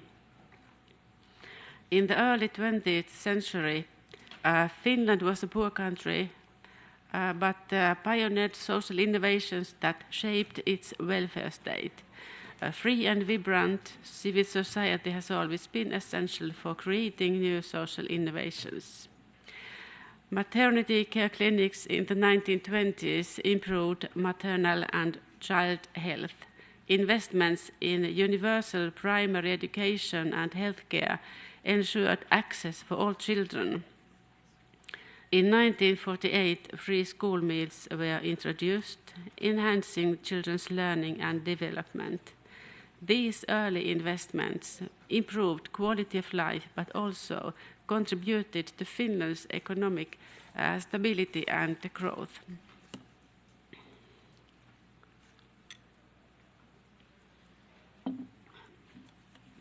Mr. Chair, the key difference between the Copenhagen Declaration and today is the shift in hope. During that era, there was hope for better living standards and a better world. Now the feelings are different. Our obligation is to instill hope in the younger generation for their future and the world's future. Anxiety can be overcome by action. We must encourage youth to act and support them with policies and structures to actively participate in societal development. The upcoming social summit offers a unique chance to boost the social dimension of sustainable development. By fostering collaboration and innovation, we accelerate progress towards achieving the Sustainable Development Goals, ensuring a brighter, more equitable future for all. Thank you. I thank the Minister for Social Affairs and Health of Finland, and I now give the floor to His Excellency Mokwaledi Muswane, Assistant Minister of Local Government and Traditional Affairs of Botswana. Thank you, Chairperson, Your Excellencies, distinguished delegates.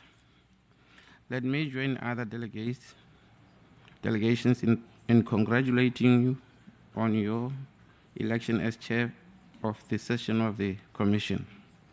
My delegation pledges its full support and cooperation. Botswana welcomes deliberations on the 63rd session of the United Nations Commission for Social Development 63. Chairperson, Botswana remains committed to social inclusion and solidarity by promoting equality, strengthening social protection, and fostering national unity aligned with cohesion declaration and the 2030 agenda.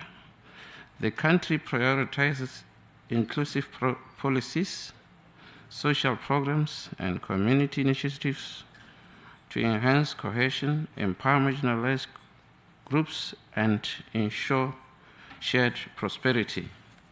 Most importantly, Botswana Vision 2036 pillar on human and social development, the government has committed to strengthen social development to ensure inclusion and cohesion, to accelerate service delivery to the most vulnerable communities. The government of Botswana is dedicated to establishing a comprehensive, inclusive, and compassionate social development systems that supports and protects all Botswana, regardless of their social background and status. Moreover, Botswana is committed to leveraging updated social policies to drive societal progress and ensure equitable opportunities, thereby fast-tracking the achievement of the Sustainable Development Goals set out in the 2030 Agenda and Botswana National Development Plan 12, with a primary focus on poverty eradication. To this end, the government commits to take a bold policy decision to adopt a human rights-based approach which puts people at center of development.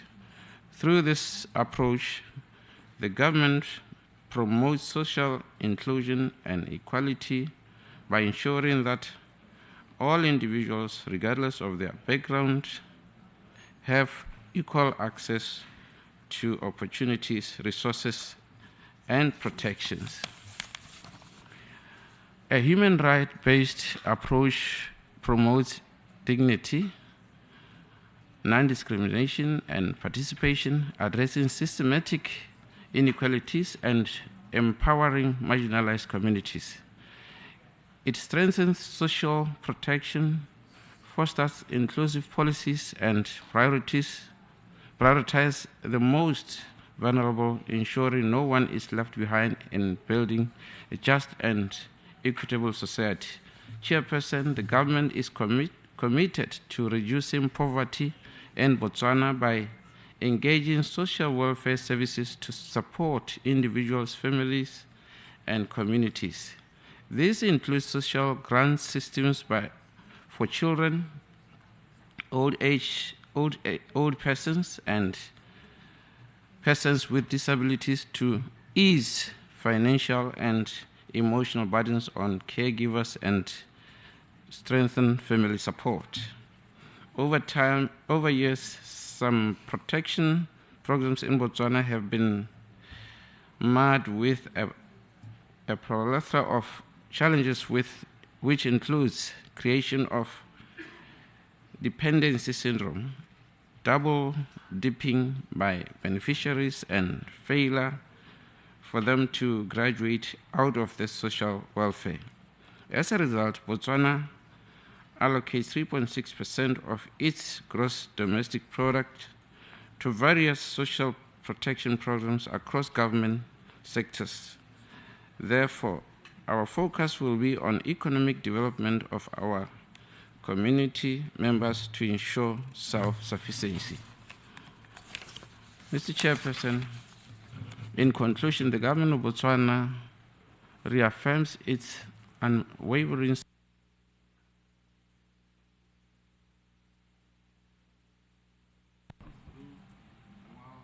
I thank the Assistant Minister of Local Government and Traditional Affairs of Botswana, and I now give the floor to the representative of South Africa.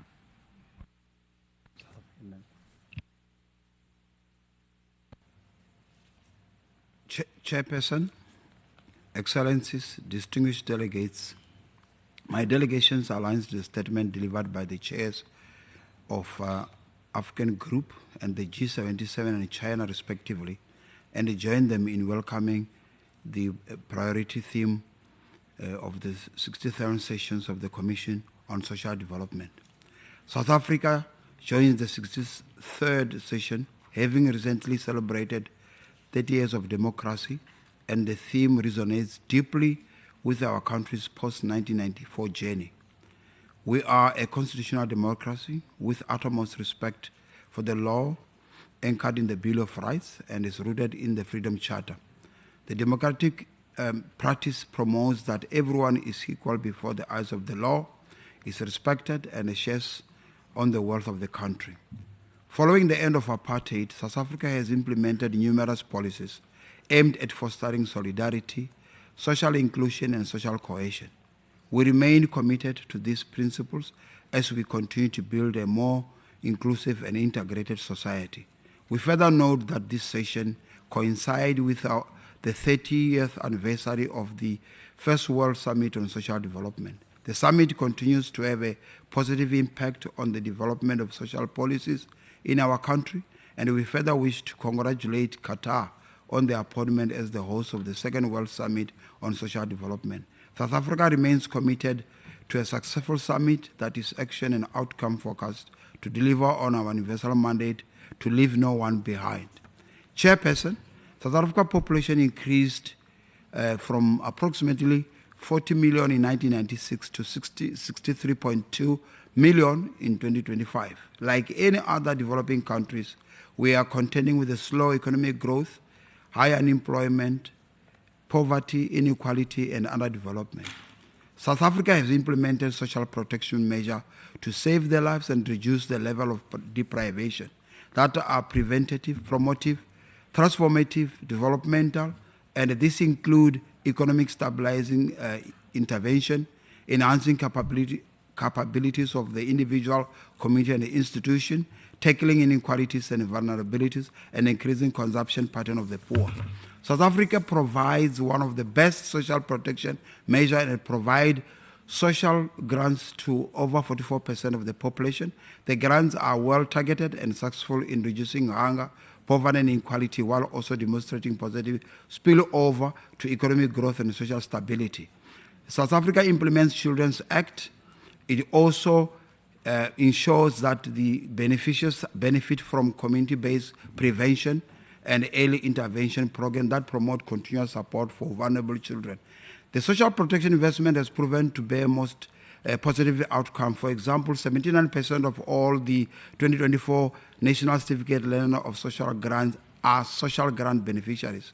With regard to the promotion of social solidarity and social protection, South Africa have passed a revised white paper on families, which is the vision as the promotion of a safe, supportive, nurturing, and resilient families. South Africa implemented a progressive legislative framework on older persons, which is based on the constitution of the country and ensures that the protection, the promotion of the right of well-being of the older persons, we also adopt a white paper on the right and the welfare of the person with disability. Chairperson, South Africa remains committed to playing a meaningful role in ensuring the centrality and the strengthening of multilateralism. We are using our presidency of the G20 to advance the social and economic development agenda, where we adopted solidarity, equality, sustainability as our overarching theme. Under this theme, South Africa presidency has further developed pillars that include particular working groups on women and the youth issues, as well as integrating the important issues of social protection, security, and the dignity of all our societies. As I conclude, South Africa is grateful to the global community contribution and recognize the need for continued and great support and assistance for the development. I wish to assure member states and partners that South Africa remains committed to the cause of this commission. I thank you. I thank the representative of South Africa, and I now give the floor to the representative of Cyprus. Thank you, Mr. Chair. Allow me first to extend our warmest appreciation to you, the members of the Bureau and United Nations Department of Economic and Social Affairs, for the excellent preparation of the 63rd session of the Commission for Social Development. Cyprus fully aligns with the statement delivered by the European Union, but I would like to make some comments in my national capacity. Mr. Chair, despite progress achieved in key social development goals since the World Summit for Social Development held in Copenhagen in 1995, significant challenges persist towards our collective commitment to achieve the 2030 Agenda for Sustainable Development. Major and persisting inequalities, instability and fragility caused by conflicts, climate change and pandemics pose serious challenges to collective social resilience, threatening to impede the delivery of the commitments of the Copenhagen Declaration on Social Development and the Programme of Action, as well as the implementation of the 2030 Agenda. It is Cyprus's firm belief that solidarity and social inclusion are key to building a cohesive and resilient society through combating poverty, addressing all forms of inequality, and reducing social exclusion. Mr. Chair, the principle of leaving no one behind is well embedded in Cyprus's policies for social cohesion and inclusion, with a human rights-based and a gender-responsive approach. We are firm in our commitment to promote just, inclusive, and cohesive societies when developing our social welfare policies, enhancing comprehensive social protection systems while ensuring a just, green, and digital transition. Cyprus places special emphasis in providing accessible, affordable, friendly, and targeted social and support services based on a human-centered, multidisciplinary approach. The needs of vulnerable groups, including the needs of persons with disabilities, as well as young and older persons, are taken into serious consideration. Allow me to mention some examples from Cyprus's broad social protection policies. Combating poverty in all its forms and fostering social inclusion is significant for people's well-being and sense of inclusion. In Cyprus, the guaranteed minimum income is considered adequate and responds to the basic needs of the beneficiaries, including nutrition, housing, healthcare, and basic services. In relation to healthcare, Cyprus launched in 2019 its general health system, offering health coverage to all, based on the provision of high-quality healthcare services and the principles of universal coverage, financial solidarity, equal access, pursuant also to SDG 3. Undoubtedly, education is also very important in achieving a sustainable future. School attendance in Cyprus is almost universal, securing equal opportunities for all children without discrimination. Furthermore, the Unit for Education for Environment and Sustainable Development of the Ministry of Education, Sports and Youth serves as a permanent mechanism for monitoring, reviewing, and evaluating the implementation of the SDGs and climate change education across formal, non-formal, and informal education sectors. Mr. Chair, Cyprus is committed to invest in policies that are effective and resilient, anchored in human rights and fundamental freedoms, to address inequalities, uncertainty, and vulnerability. The upcoming Second World Social Summit offers an opportunity to renew our global commitment to advance social development, strengthen solidarity, social inclusion, and social cohesion, accelerating action towards supporting the implementation of the 2030 Agenda. I thank you. I thank the representative of Cyprus, and I now give the floor to the representative of Pakistan. Thank you, Chair. Pakistan aligns itself with the statement delivered by the G77 and China. As we mark the 30th anniversary of the World Summit for Social Development, it must be a matter of common concern that the core commitments of the Copenhagen Declaration remain largely unfulfilled. The Secretary General's report presents a stark reality that in 2024, the number of extremely poor was estimated at 692 million globally, and that around 65% of the world population lives in countries where income inequality is growing. We are conscious that social development and cohesion is indispensable for prosperity and sustainable development. Pakistan's National Development Agenda accordingly aligns with the core commitments of the Copenhagen Declaration, prioritizing poverty eradication, employment generation, and social inclusion. We have made concerted efforts to invest in social protection, education, health, and employment generation. For promoting social inclusion and development, we have introduced programs such as Benazir Income Support Program, Prime Minister's Youth Program, microfinancing schemes, universal health coverage programs, and e-governance initiatives for public service delivery, among others.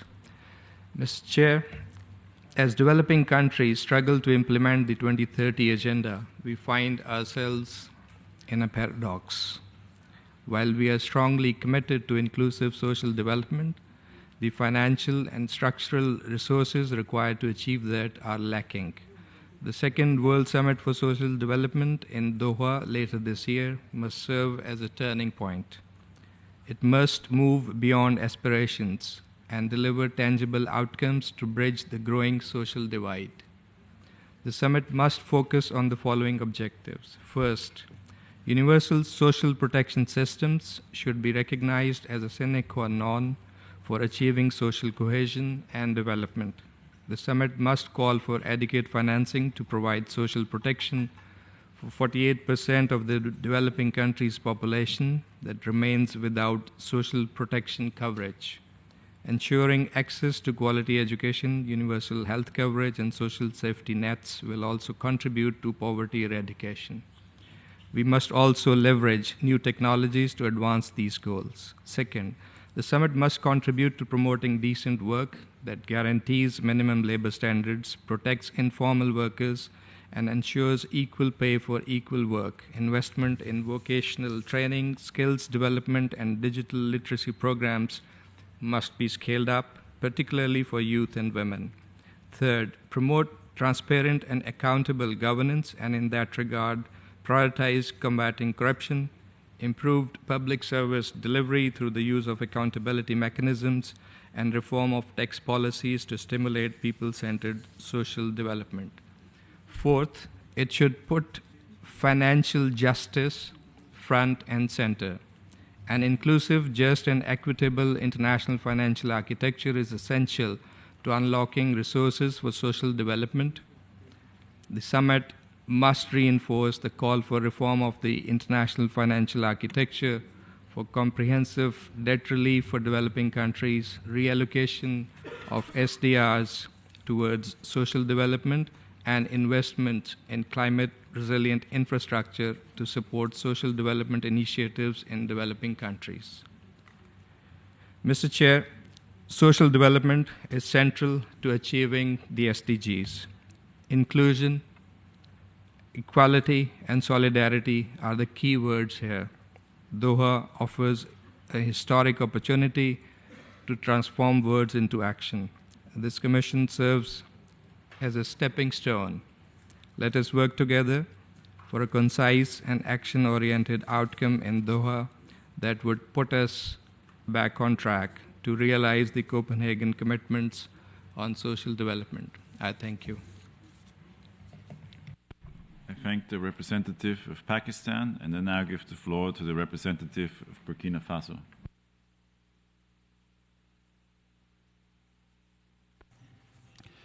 Monsieur le Président, Mr. Chair, my delegation endorses the statement made by Iraq on behalf of the G77 and China, and by Egypt on behalf of the African Group.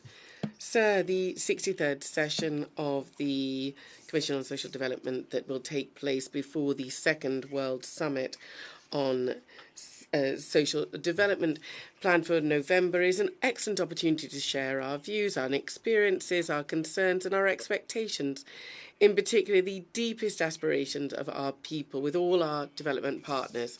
Numerous member states, sir, of the UN, in particular those of the Sahel, are facing challenges including insecurity. This undermines their social cohesion, stability, and severely undermines their development. And this is why Burkina Faso is delighted with the theme of this 63rd session. Sir, the implementation of the Copenhagen Declaration on Social Development and the Programme of Action of the World Summit of 1995 presents a mixed mid-term review, although the far-reaching commitments taken by 117 countries for eradicating poverty, promoting gender equality, ensuring access to basic social services and guaranteeing decent employment are there. Nonetheless, there are still major challenges, and various different crises, security, humanitarian, climate and financial crisis, have hampered the implementation of the SDGs. So the second summit offers us with an opportunity to define a new social contract, to breathe new life into achieving the deepest aspirations of our people and the pact for the future. We're talking about decreasing the digital divide, promoting a more solidarity-based economy that favours sustainable growth, reducing the impact of climate change, guaranteeing the participation of disabled persons and older persons in social life, and involving young people in decision-making. In order to achieve them, these actions need adequate, appropriate financing with accountability mechanisms. Sir, Burkina Faso has undertaken to implement the Copenhagen Declaration and the Programme of Action on Social Development and Agenda 2030. Our national socio and economic development plan 2021-2025 and our action plan for stabilization and development puts people at the heart of public policies with particular focus on social inclusion. So the aim is to bolster national resilience and promote inclusive social development. We can highlight, one, the agricultural, forestry, animal husbandry initiative. This has enabled access to means of subsistence to displaced persons. Two, strengthening national solidarity mechanisms, in particular by implementing our national recovery strategy. Three, the operationalization of our Patriotic Support Fund, which has mobilized $289 million in 2024. Furthermore, improving access to basic social services has seen significant investment. Along the same lines, support for entrepreneurship and financial inclusion, in particular for women and young people, is a priority. Because our structural reforms have optimized access to financing and has promoted green, blue and decent employment. Under the leadership of our head of state, Burkina Faso has fully understood the urgency of bringing a consistent response to insecurity. And so we intend to bolster our national, regional and international commitments. Sir, Burkina Faso recognizes the importance of multilateralism. This is an essential lever in terms of coordinating global efforts and maximizing the impact in our actions for social development. This is why my country welcomes the central role of the UN in promoting inclusion, cohesion and living together. Burkina Faso would encourage the UN to continue its efforts to further integrate national specificities in its approaches. This approach is absolutely fundamental so that our legitimate ambitions can be achieved as part of the Decade of Action. Thank you very much. Representative of Burkina Faso, and I now give the floor to the representative of Thailand. Chair, distinguished delegates, thank you so much. It is my honor to deliver this statement as we mark the 30th anniversary of the 1995 Copenhagen Declaration on Social Development and the Programme of Action. Although many strides were made in the past 30 years, progress has remained uneven, and stagnation or even reversal are happening in certain areas. The Secretary General's report highlights overall decline of trust in governments, which in turn led to weaker social cohesion, greater social divides, and detrimentally impacted economic growth, support for public investment, and people's aspiration in life opportunities. To rebuild trust, it is crucial for government to enact laws and implement policies that ensure equal access to social and economic opportunities for all. The Thai government is committed to building an inclusive society where no one is left behind. This commitment is ingrained in our legislations and policies with an aim to achieve the SDGs. In this regard, Chair, I wish to highlight the following 3 points.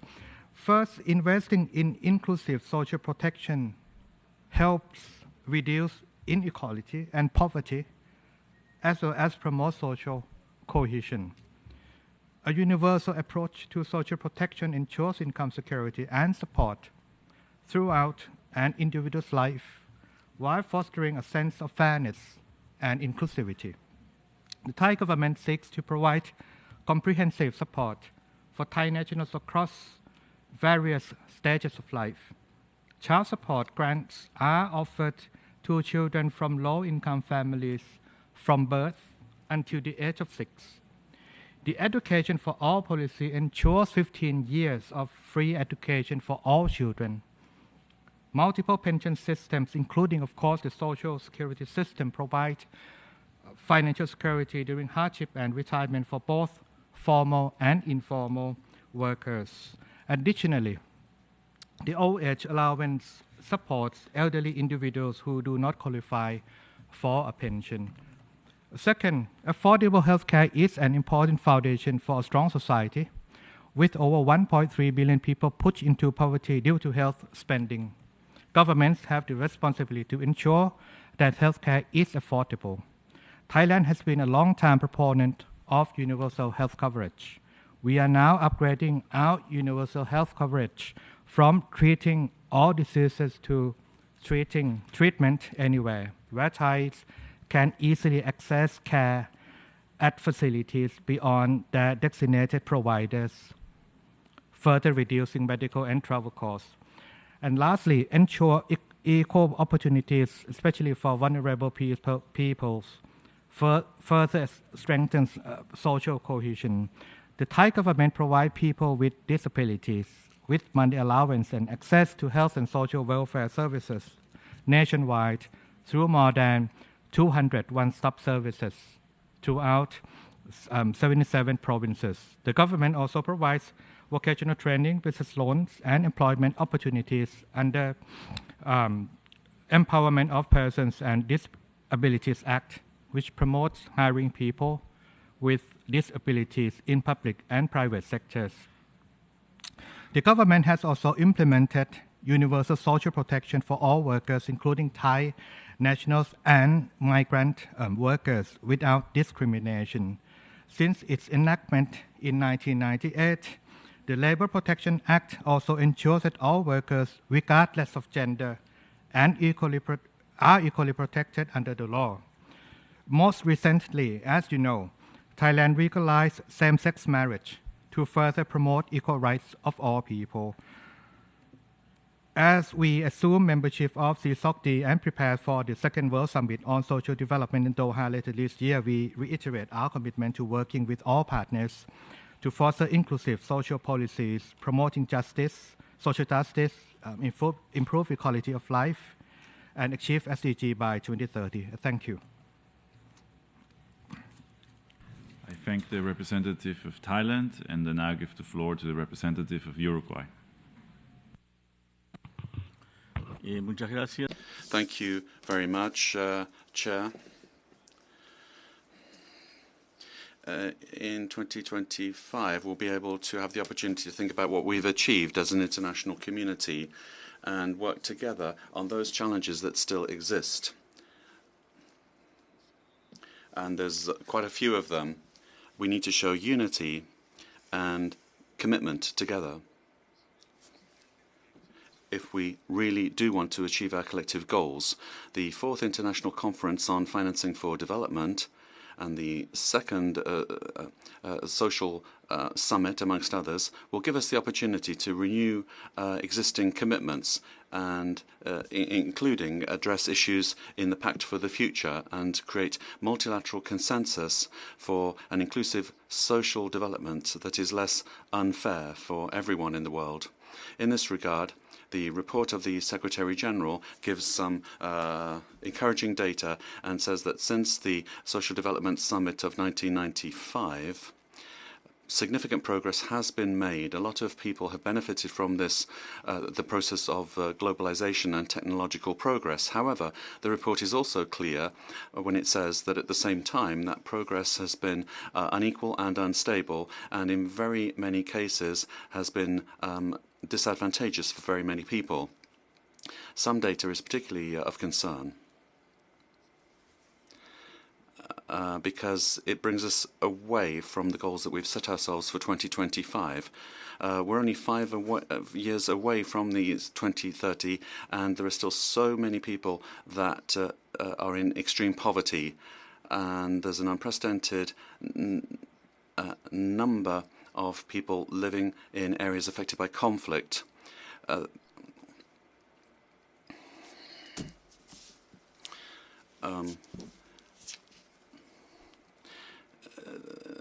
Women and those with disabilities are disproportionately affected, and 48% of the world's population doesn't have appropriate social care and are not covered by health services. We have no time to waste. We have to act together and now. Act now.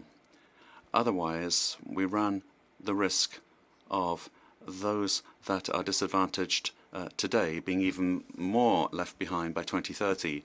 When it comes to Uruguay, we have worked to improve our social policy and social inclusion. We've been doing that for decades. We've now become an advanced country in this regard in the region. Uruguay is known for its significant progress in social inclusion. We have a robust middle class and a virtual absence of extreme poverty and a provision of basic services. Reducing poverty and inequality and increasing social protection and decent work have made us the most secure country in Latin America. Also, Uruguay's commitment to universal health coverage is reflected in our national health system, which guarantees that every citizen has access to quality health services, including the comprehensive programs for sexual and reproductive health that guarantee access to contraception and other services. However, some groups continue to face obstacles and exclusion. Our levels of inequality are low for the region. They're still high compared to other more advanced economies. This means that we can be proud of our progress. But all countries of the world still have a lot to do. And I think that applies to all countries in the world. Chair, we need social inclusion for better social cohesion, and we need better social cohesion for better social development. All of these elements are interrelated and feed into one another, and that's why governments have a fundamental role in creating policies that create trust between people and authorities. If people don't feel they are protected in society, and if they don't have trust in their government, then they are not so willing to work towards common goals. Finally, Chair, achieving the SDGs really requires international cooperation at all levels. I thank the representative of Uruguay, and I now give the floor to the representative of Kyrgyzstan. Thank you, Mr. Chair. First, allow me to congratulate the Bureau for the election and thank the Secretariat for the outstanding organization of the session. distinguished delegates, 2025 marks a pivotal year to reinforce commitments from the Copenhagen Declaration on Social Development and Program of Action and accelerate the implementation of the SDGs. The priority theme of the session, strengthening solidarity, inclusion, and cohesion, similarly aims to realize the vision of social justice for all. Social justice is a basic principle of creating equal opportunities for all to achieve peaceful and prosperous coexistence in society, as well as among states. For that reason, the government of Kyrgyzstan initiated and, with the broad support of our partners, achieved the approval of February 20th as the World Day of Social Justice by the United Nations General Assembly. This year, on February 20th, Mission of Kyrgyzstan and the International Labour Organization, in collaboration with the UNDESA, will host a commemorative event at the UNHQ under the theme Strengthening a Just Transition for a Sustainable Future. It will focus on advancing a just transition and emphasizing the social dimension of sustainable development. In doing so, it aims to ensure that no one is left behind and the benefits of climate action contribute to the creation of more equitable societies. We extend a cordial invitation to all member states and interested parties to participate in this significant event. As over 2024, we negotiated key considerations for seats for LLDC3, the Summit of the Future, and the Second World Social Summit. Our delegation has adhered to the understanding of imperative need to uphold the commitments laid out in the Copenhagen Declaration, recognize the critical need to focus on ensuring social justice and facilitating job creation within these processes, which are pivotal for advancing the 2030 Agenda.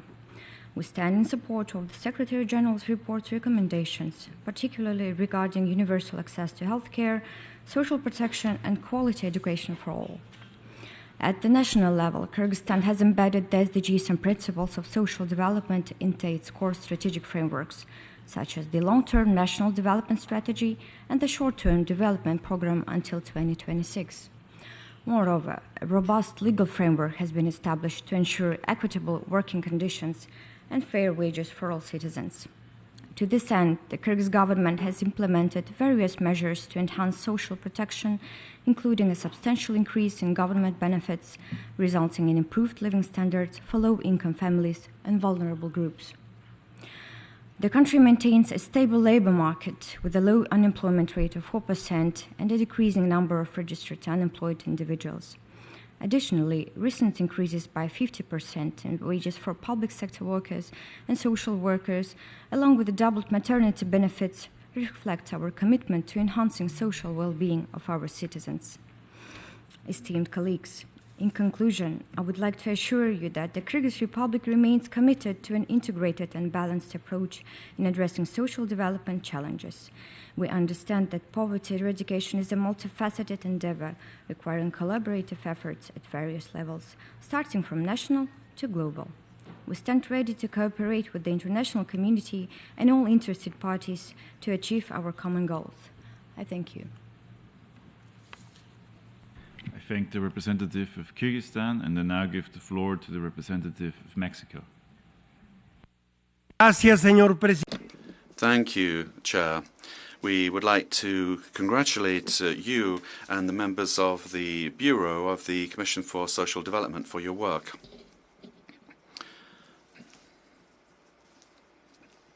I'd now like to refer to Mexico's recent contributions to achieving the goals of this Commission. The new social policies that the last two governments of Mexico established have aimed to guarantee security of income, well-paying jobs, access to education and quality medical care, nutrition, sanitation and electricity, all of this within a tax system which aims to be fair to everyone in the near future. Mexico has established a social policy of well-being that aims to guarantee universal and effective access to social rights, following a rights and not a donation-based approach, which means that this can be implemented and requested, this policy requested without any discrimination. These new rights have been included in the political constitution of Mexico. All of this paying the greatest attention to the respect for human rights.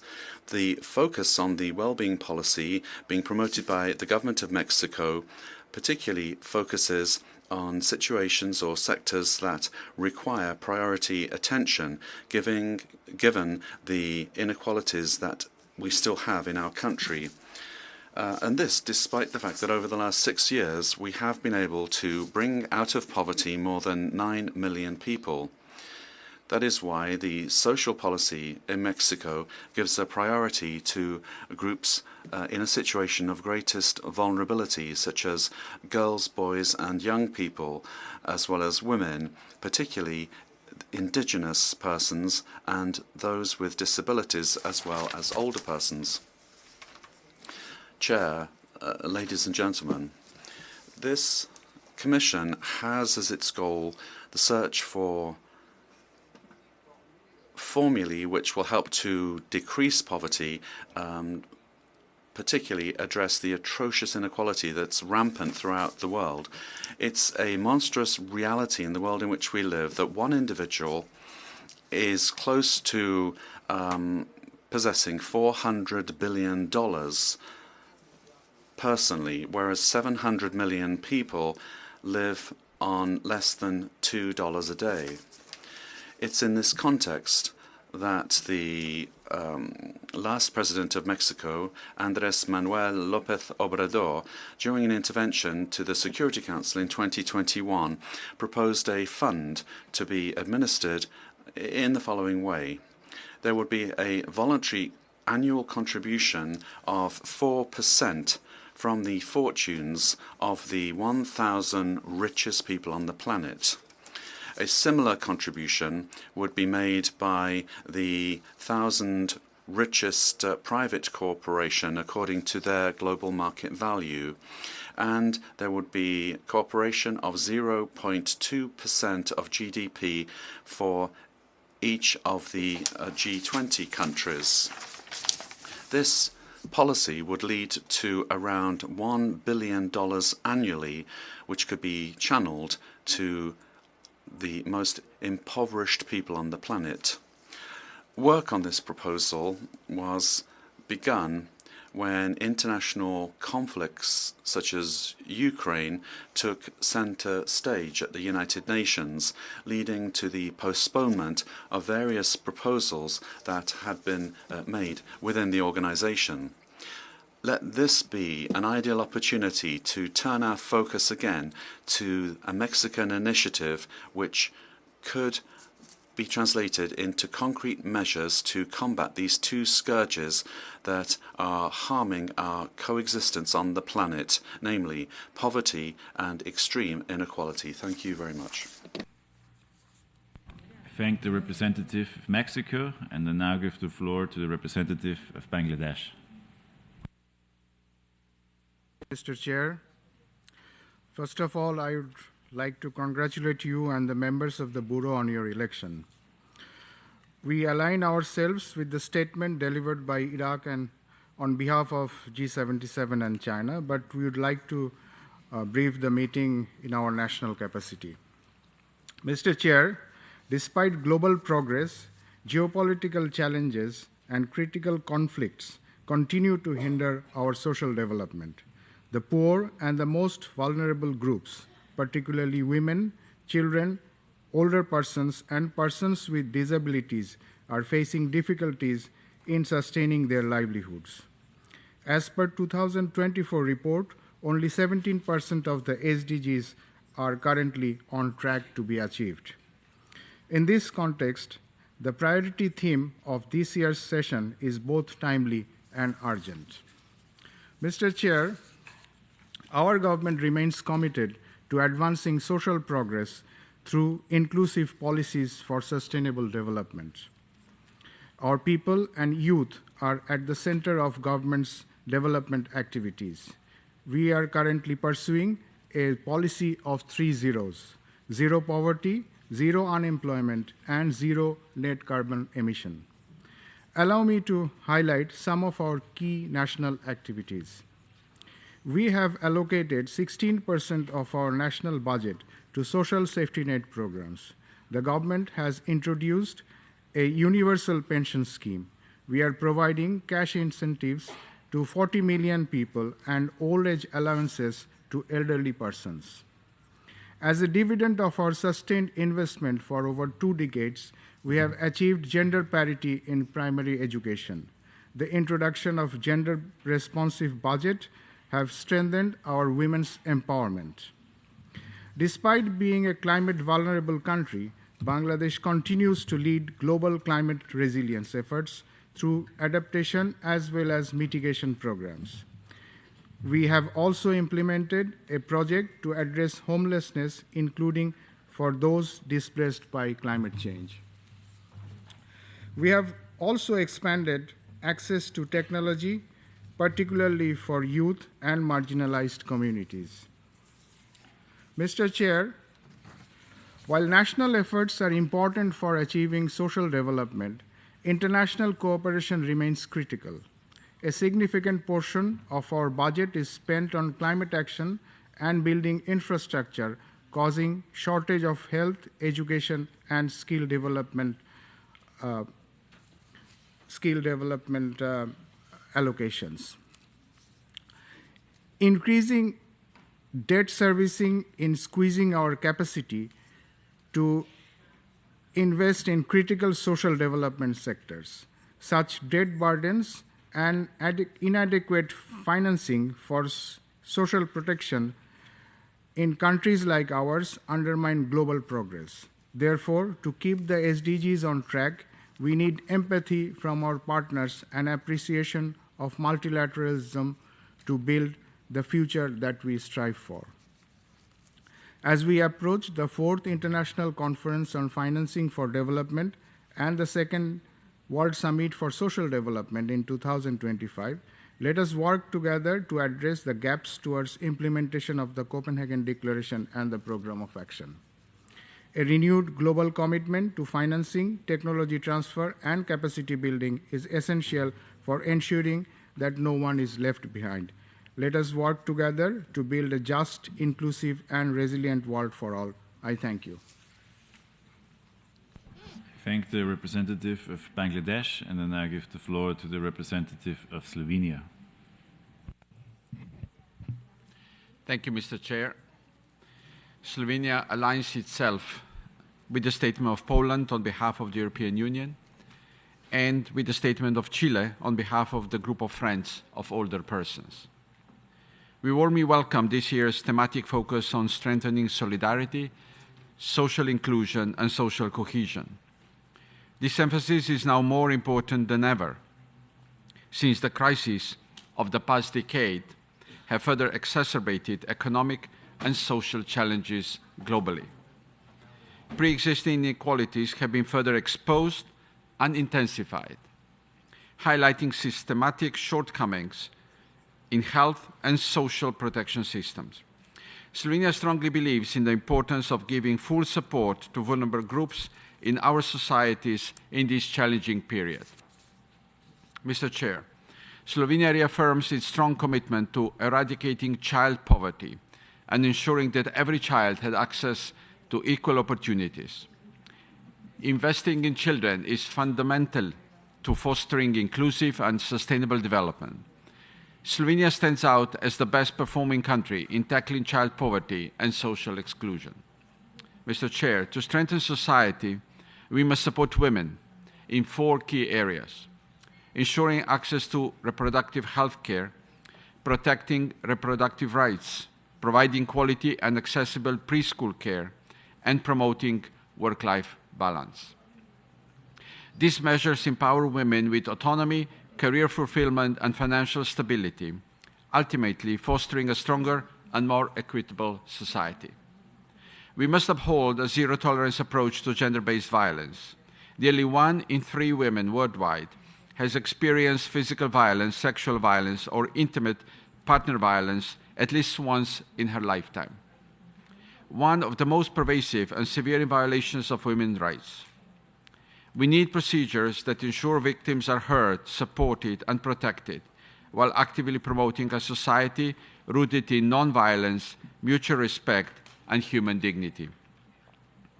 Mr. Chair, Slovenia prioritizes the rights and inclusion of persons with disabilities through a human rights-based cross-sectoral approach. With a strong legislative framework and continuous policy improvements, the country ensures quality services tailored to diverse needs. In response to rapid technological advancements, Slovenia collaborates with disability organizations, research institutions, and civil society to enhance accessibility, employment, and digital inclusion. Mr. Chair, we are convinced that solidarity between generations is one of the key factors in responding to demographic change, and is also the basis for social development. Intergenerational solidarity represents a key element and glue for cohesion in today's and future society. The Slovenian Long-Term Care Act introduces comprehensive long-term care services to ensure accessibility, quality, and affordability for all eligible individuals.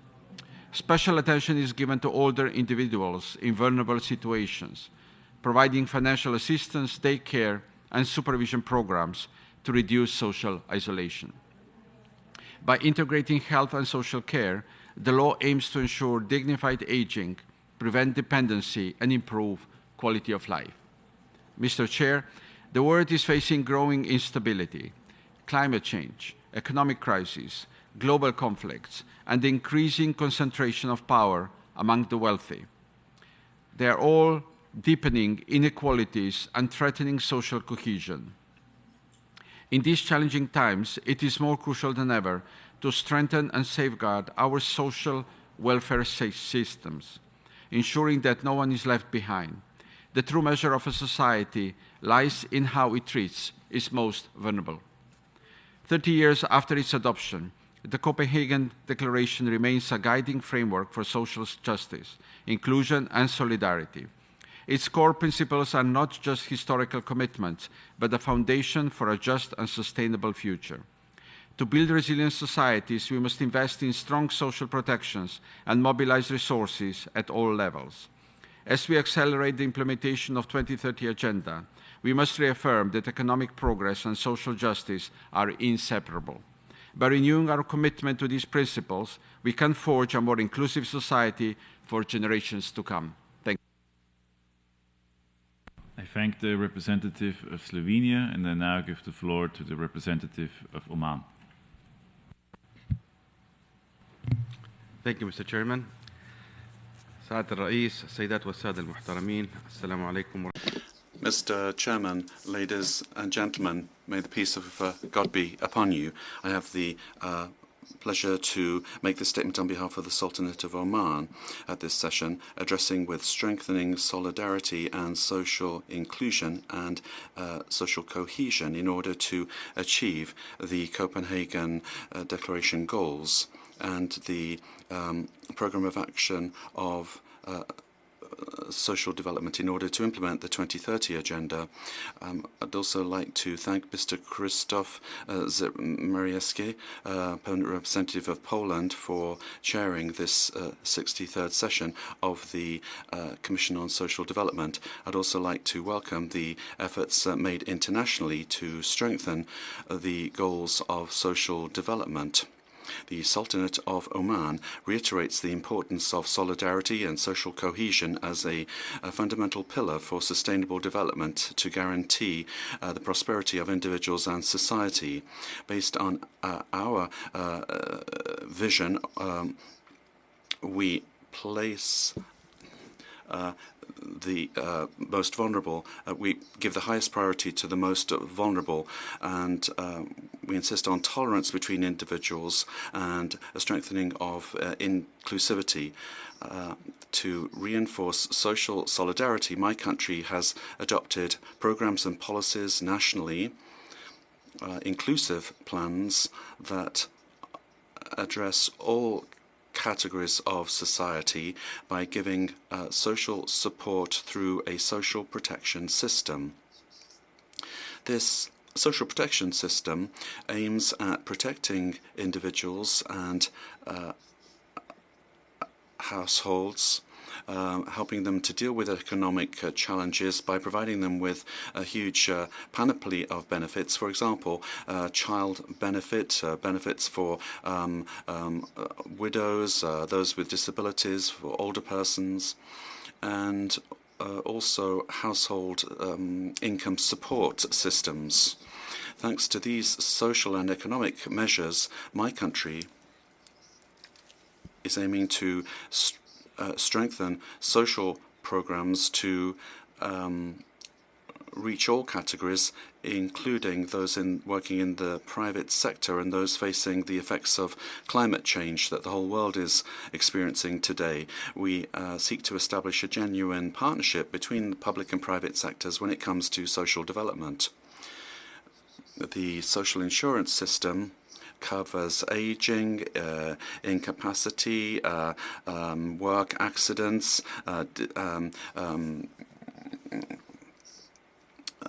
sick leave, work safety, pregnancy leave, etc. We also have complementary savings systems to ensure people's economic independence. In conclusion, the Sultanate of Oman reaffirms that we are committed to achieving social development goals and strengthening solidarity and cohesion in order to build a more sustainable and a fairer world. By investing in social inclusive protection, we're able to reverse the trends of inequality, fight against poverty, and increase social cohesion.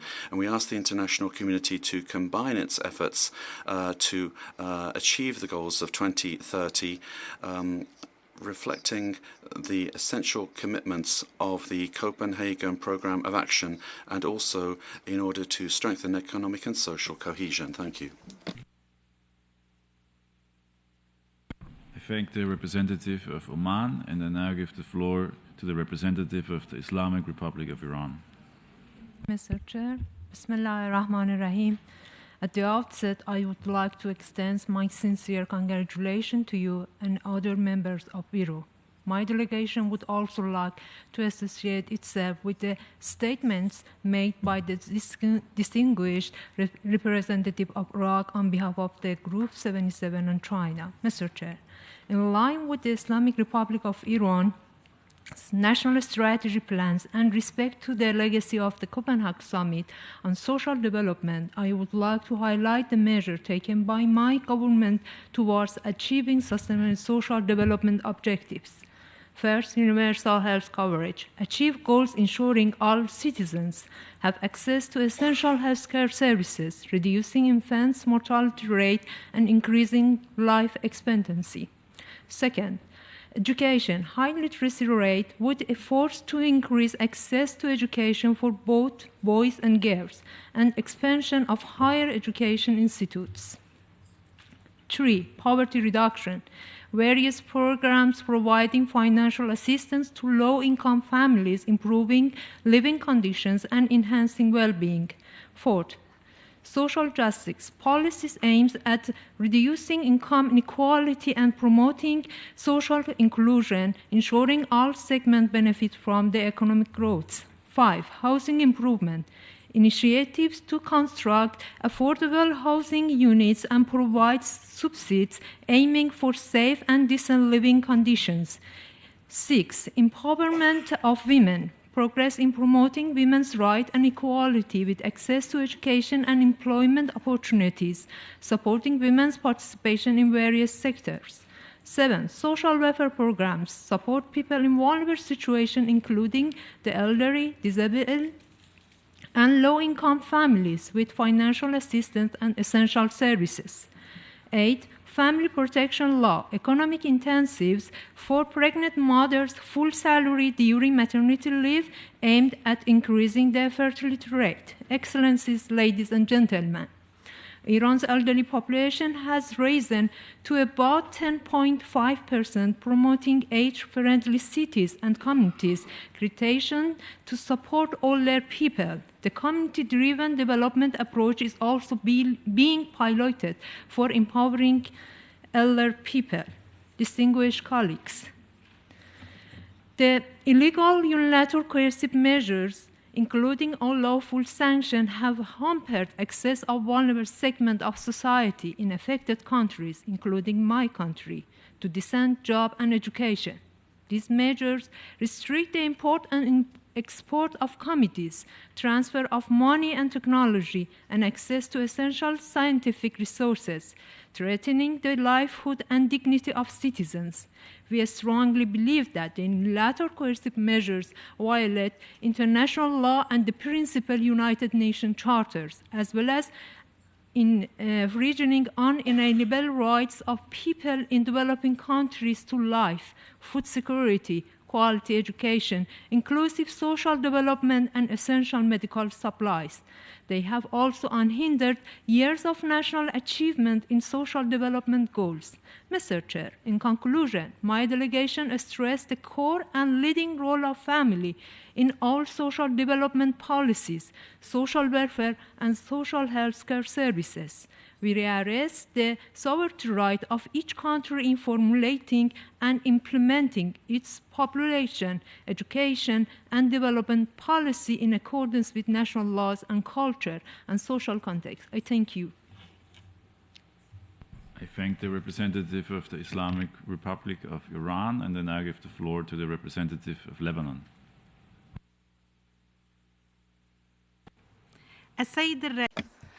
Mr. Chair, we meet today at a pivotal time, 3 decades after the first World Summit for Social Development in 1995.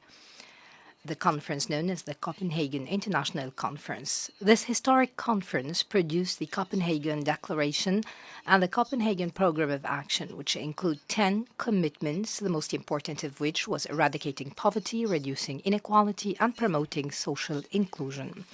Mr. Chair, this year is also a special occasion, as we're only months away from the second International Conference on Social Development, which will be hosted by the sisterly country Qatar in November 2025. It will aim at bridging the gaps in social development and accelerate the achievement of the 2030 Agenda for Sustainable Development. Mr. Chair, on the 2030 Agenda for Sustainable Development, everyone knows that the 17 goals under this agenda are still off track, and only a few of them have been achieved. If you look at the first goal, entitled Eradicating Poverty, and use the World Bank's statistics for 2024, we would learn that 8.5% of the world's population live in extreme poverty. Turning to Goal 2, entitled Zero Hunger, acute malnutrition and extreme hunger continue to stand in the way of development in many countries. What's more, the specter of famine looms over countries such as Sudan and the Gaza Strip. Figures show that 821 million people around the world are chronically undernourished, and more than 90 million children under the age of 5 are seriously underweight or stunted. Armed conflicts and wars have further complicated matters.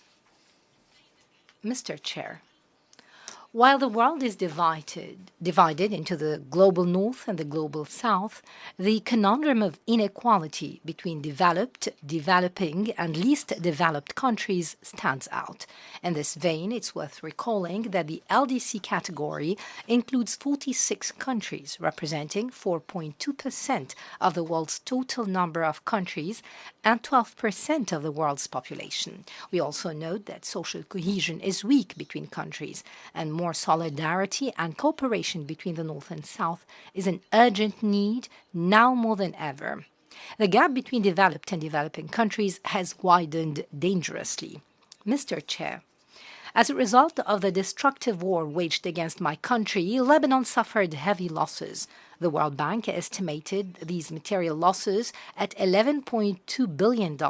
In terms of economic growth, the aggression is estimated to have reduced Lebanon's GDP growth by 6.6% in 2024.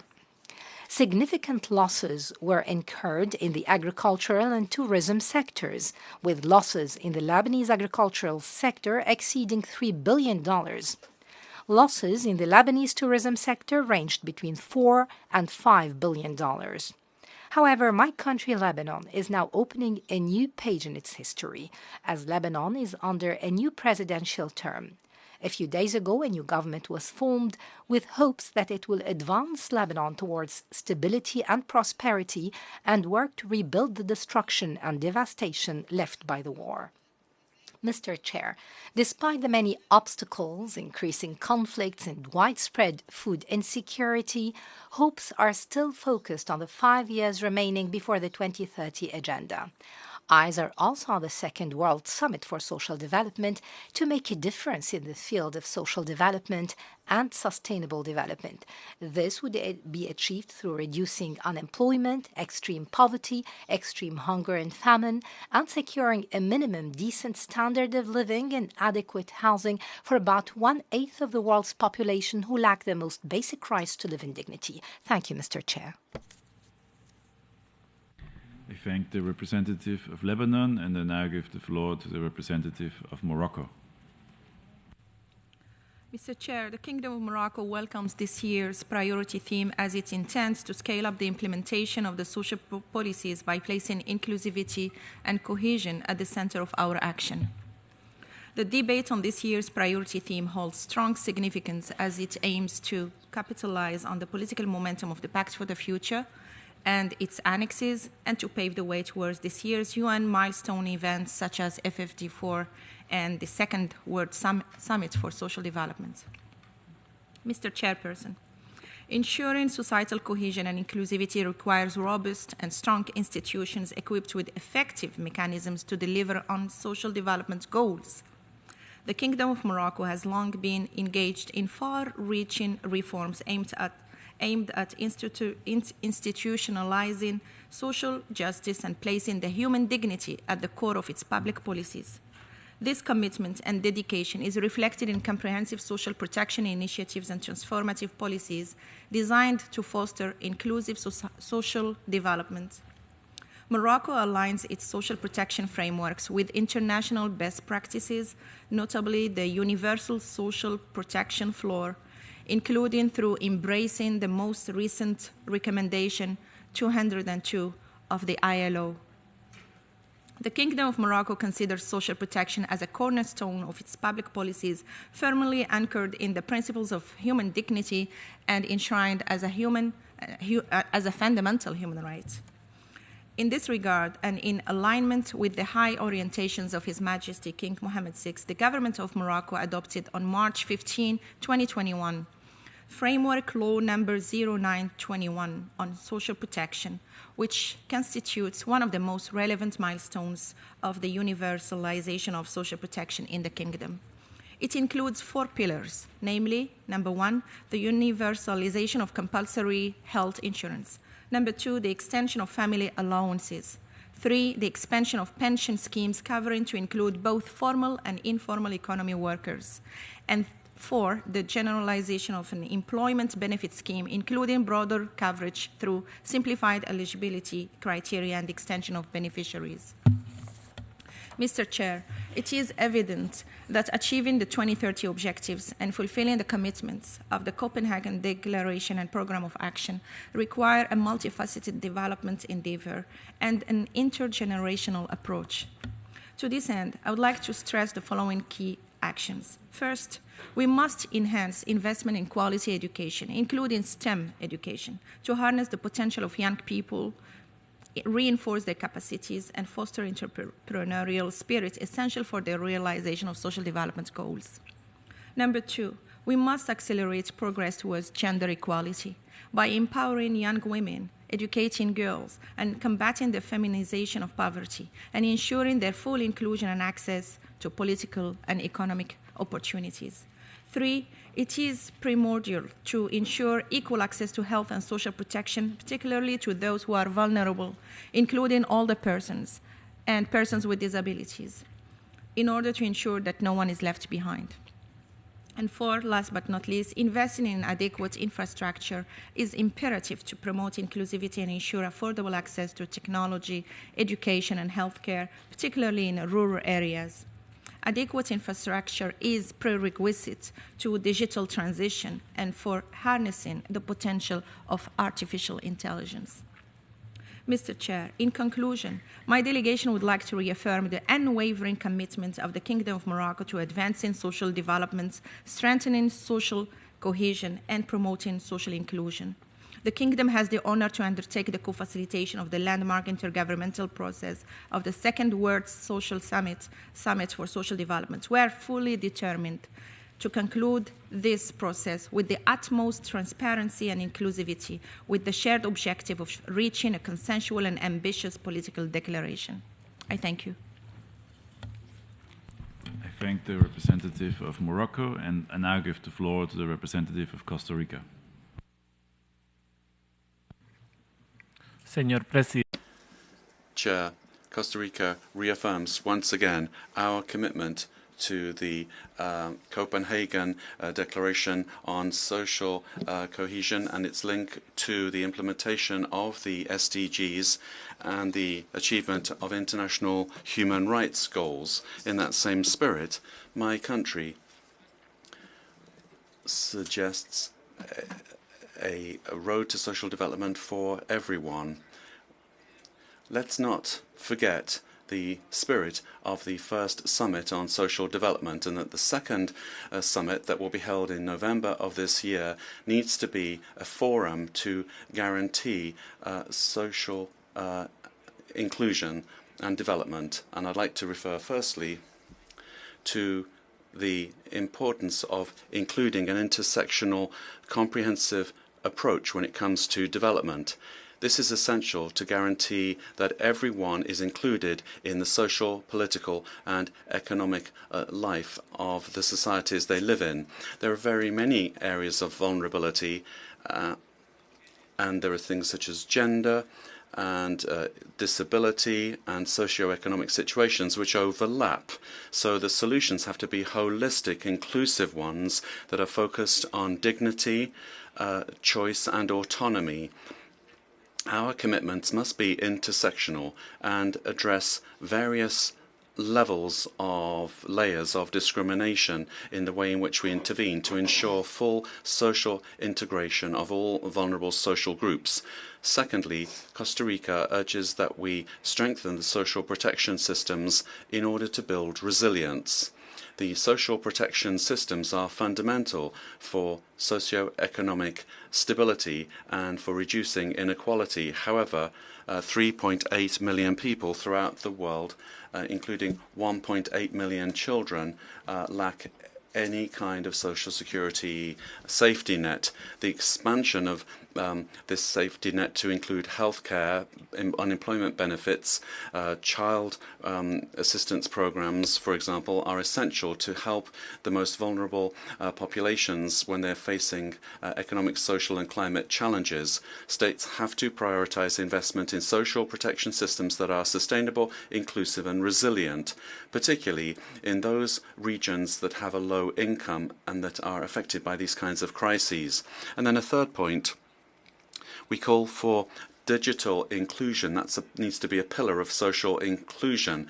It's essential to achieving the SDGs and ensuring that we have inclusive growth.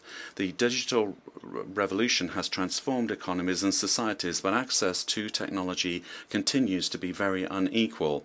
It's estimated that 68% of the global population is online, but there are still digital divides where in poor countries only 7% of the population use the internet. It's essential that we close this digital divide between the developing and developed countries. And in this regard, it's important that we invest in coastal and rural areas and communities that are far away from urban centres in order to encourage economic and social participation. Those that live in these rural areas face a greater digital exclusion because only 50.4% of them use the internet, compared with 81.2% of those that live in urban areas. Closing the digital divide is not just an issue of access to technology, it's also a question of fairness and sustainability. Investing in digital infrastructure and in inclusive policies is key to guarantee that nobody is left behind in the digital era. Chair, Costa Rica calls once again to reduce social inequalities and promote social justice so that we can ensure that all people, quite apart from their social or economic condition, are able to access conditions that can improve their quality of life. Let's not forget the spirit of the 1995 summit. Thank you very much. I thank the representative of Costa Rica. We've just heard the last speaker in the general discussion for the morning session. The Commission has thus concluded its program of work for this meeting. The general discussion will continue this afternoon at 3 p.m. I also take this opportunity to remind delegations that the deadline for inscription in the list of speakers for the general discussion is this afternoon at 6 p.m. I thank you, and the meeting is adjourned.